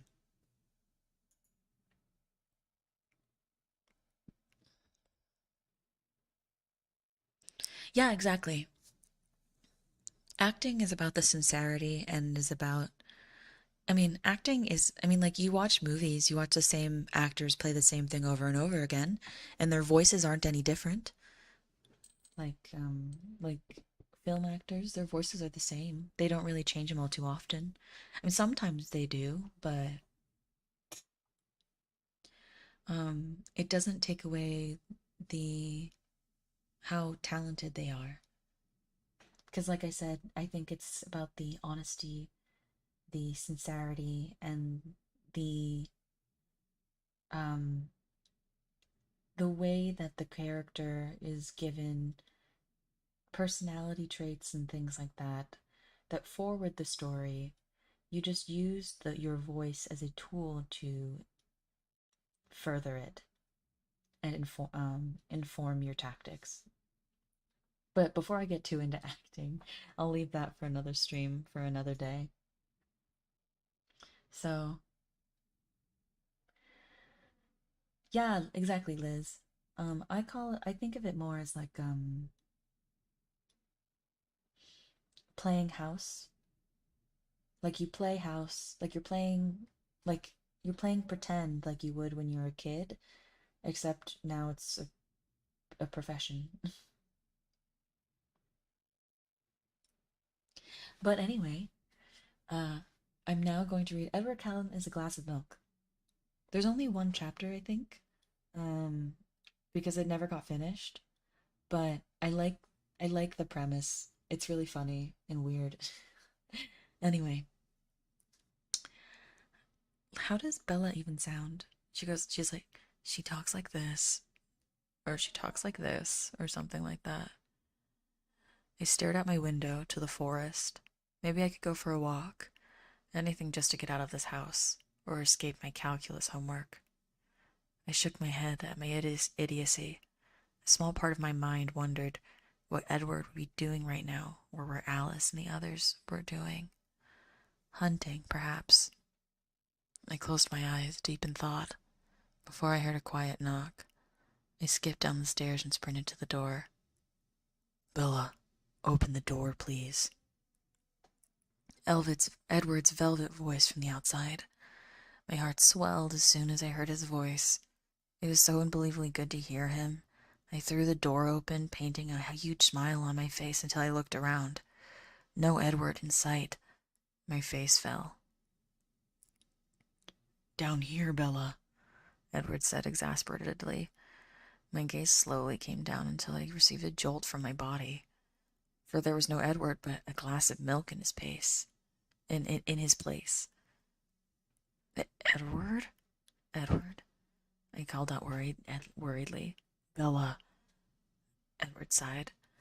I'm the glass of milk you see. The look on my face must have been incredulous because I picked him up and closed the door behind me, setting him on the table. I stared at him for a while. What happened? I asked. I don't know. Emmett dared me to drink a gallon of milk and all of a sudden, I saw myself melting. To save me, Emmett scooped me into a glass and drove me here. He didn't stay to chat because he thought you might be angry at him. Edward said vehemently. And what were to happen if I was going to drink you? Edward made an angry noise. Perhaps we should take you to see Carlisle. Carlisle. Yes, now, please. I simply cannot stay in a glass of milk forever. I drove us in my noisy truck, keeping Edward safe by putting him in between my legs, all the way to the hospital. Carlisle, I need to speak to you. It's urgent, I said importantly. Carlisle looked up from his desk and the glass of milk I was holding. He looked bemused. He said almost inaudibly. Edward quickly explained what happened and Carlisle shook his head. Bella, perhaps you should spit on him, Carlisle said after a short time. Excuse me? What? Or a vampire should. Your human DNA or a vampire's DNA will cause the milk to imitate you, or the vampire, and send Edward as either a human or vampire. The process should take no longer than a day, said Carlisle, looking wary. I had no problem with following him. The real problem was, would I want Edward to be a human with me, or to become a vampire again? And that's it. That's the whole fic. There's no other chapters. That's it. That's it. Alas, you know?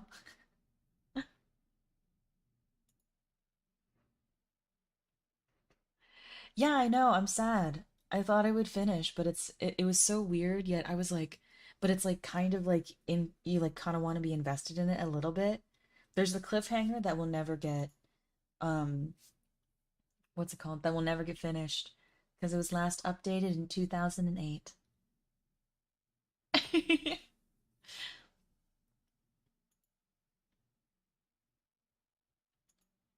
But anyway, I'm going to go get ready for my day. Maybe we should write it. Maybe we should write a continuation of the fic. Maybe we'll do that as a chat. We'll write a fic together and we'll discover what happens to Milkward. That'd be really fun. Write a fanfic together. I'll even act it out at the same time. I know. I know, 2008. Well, it's on fanfiction.net, so I just have like a list, like a bunch of like thing like what is it? What is this called? Like I have like a folder of cursed fanfics that I keep. But anyway, we are going to finish up. Thank you guys for hanging out with me today. I know I'm not streaming at my normal time for a Sunday, so thank you for spending time with me regardless. I really appreciate it. Hey, we are eight likes away from 150. So if you guys haven't what's it called? If you guys haven't liked the stream, please consider liking it. I'd really appreciate it. Oh, starts an Ophi fanfic. If you write an Ophi fanfic, I'll read it like 100%.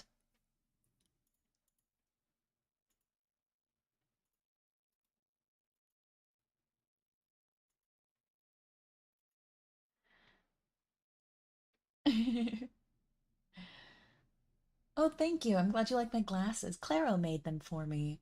So now these are just my Ophelia glasses. But, what's it called? Okay, so there's a channel I'm trying to raid, but YouTube won't let me raid them. So, um, I'm gonna put the link in the chat, and I'm gonna pin the link rather. Wait, hold on. Why not? I would like to raid this person. Their name is also Ophelia. Maybe if I do it like this instead.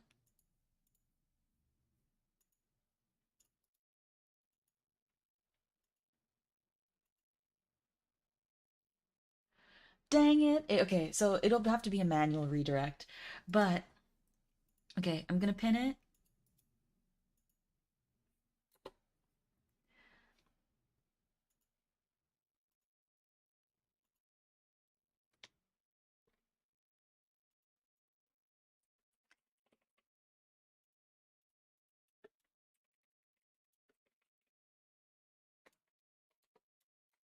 And then just so it's not confusing, I'm gonna write Ghosty Raid.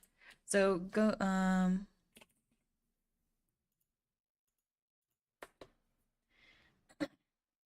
Raid's cool friends. I actually don't think I've ever spoken to this person before, I'm gonna be honest. But I have watched a couple of their streams and they seem really nice. And I would love to support them. I just like to support people if I can. Make sure you follow that raid. And once the stream ends, you can head on over there. But thank you so much for hanging out with me today. I really do appreciate it. I hope you guys had I hope you guys had some fun today. And I apologize again for being a little early. Just it's because Ghost Sis is here in town. Emmy's here. But we will be back. We will be back to our regular schedule next week, and I hope you're excited for not Outcast, Outlast tomorrow with Emmy. We're gonna play Outcast at our regular Monday morning time. So, I will see you guys Hopefully I'll get to see you guys tomorrow or later, whatever time of the day it is for you. I hope I get to see you, and if I don't get to see you, I will see you on Twitter, and if I don't see you on Twitter, I will see you on YouTube, and if I don't see you, or not YouTube, in Discord, and you can find that in the YouTube description. And if I don't see you anywhere, I will see you at the next stream, and if I don't see you at the next stream, I will see you when I see you. So, um, if you made it this far, my darlings, I hope that I hope that you continue to be a good boy or a good girl for mommy, okay? Otsu Ofi.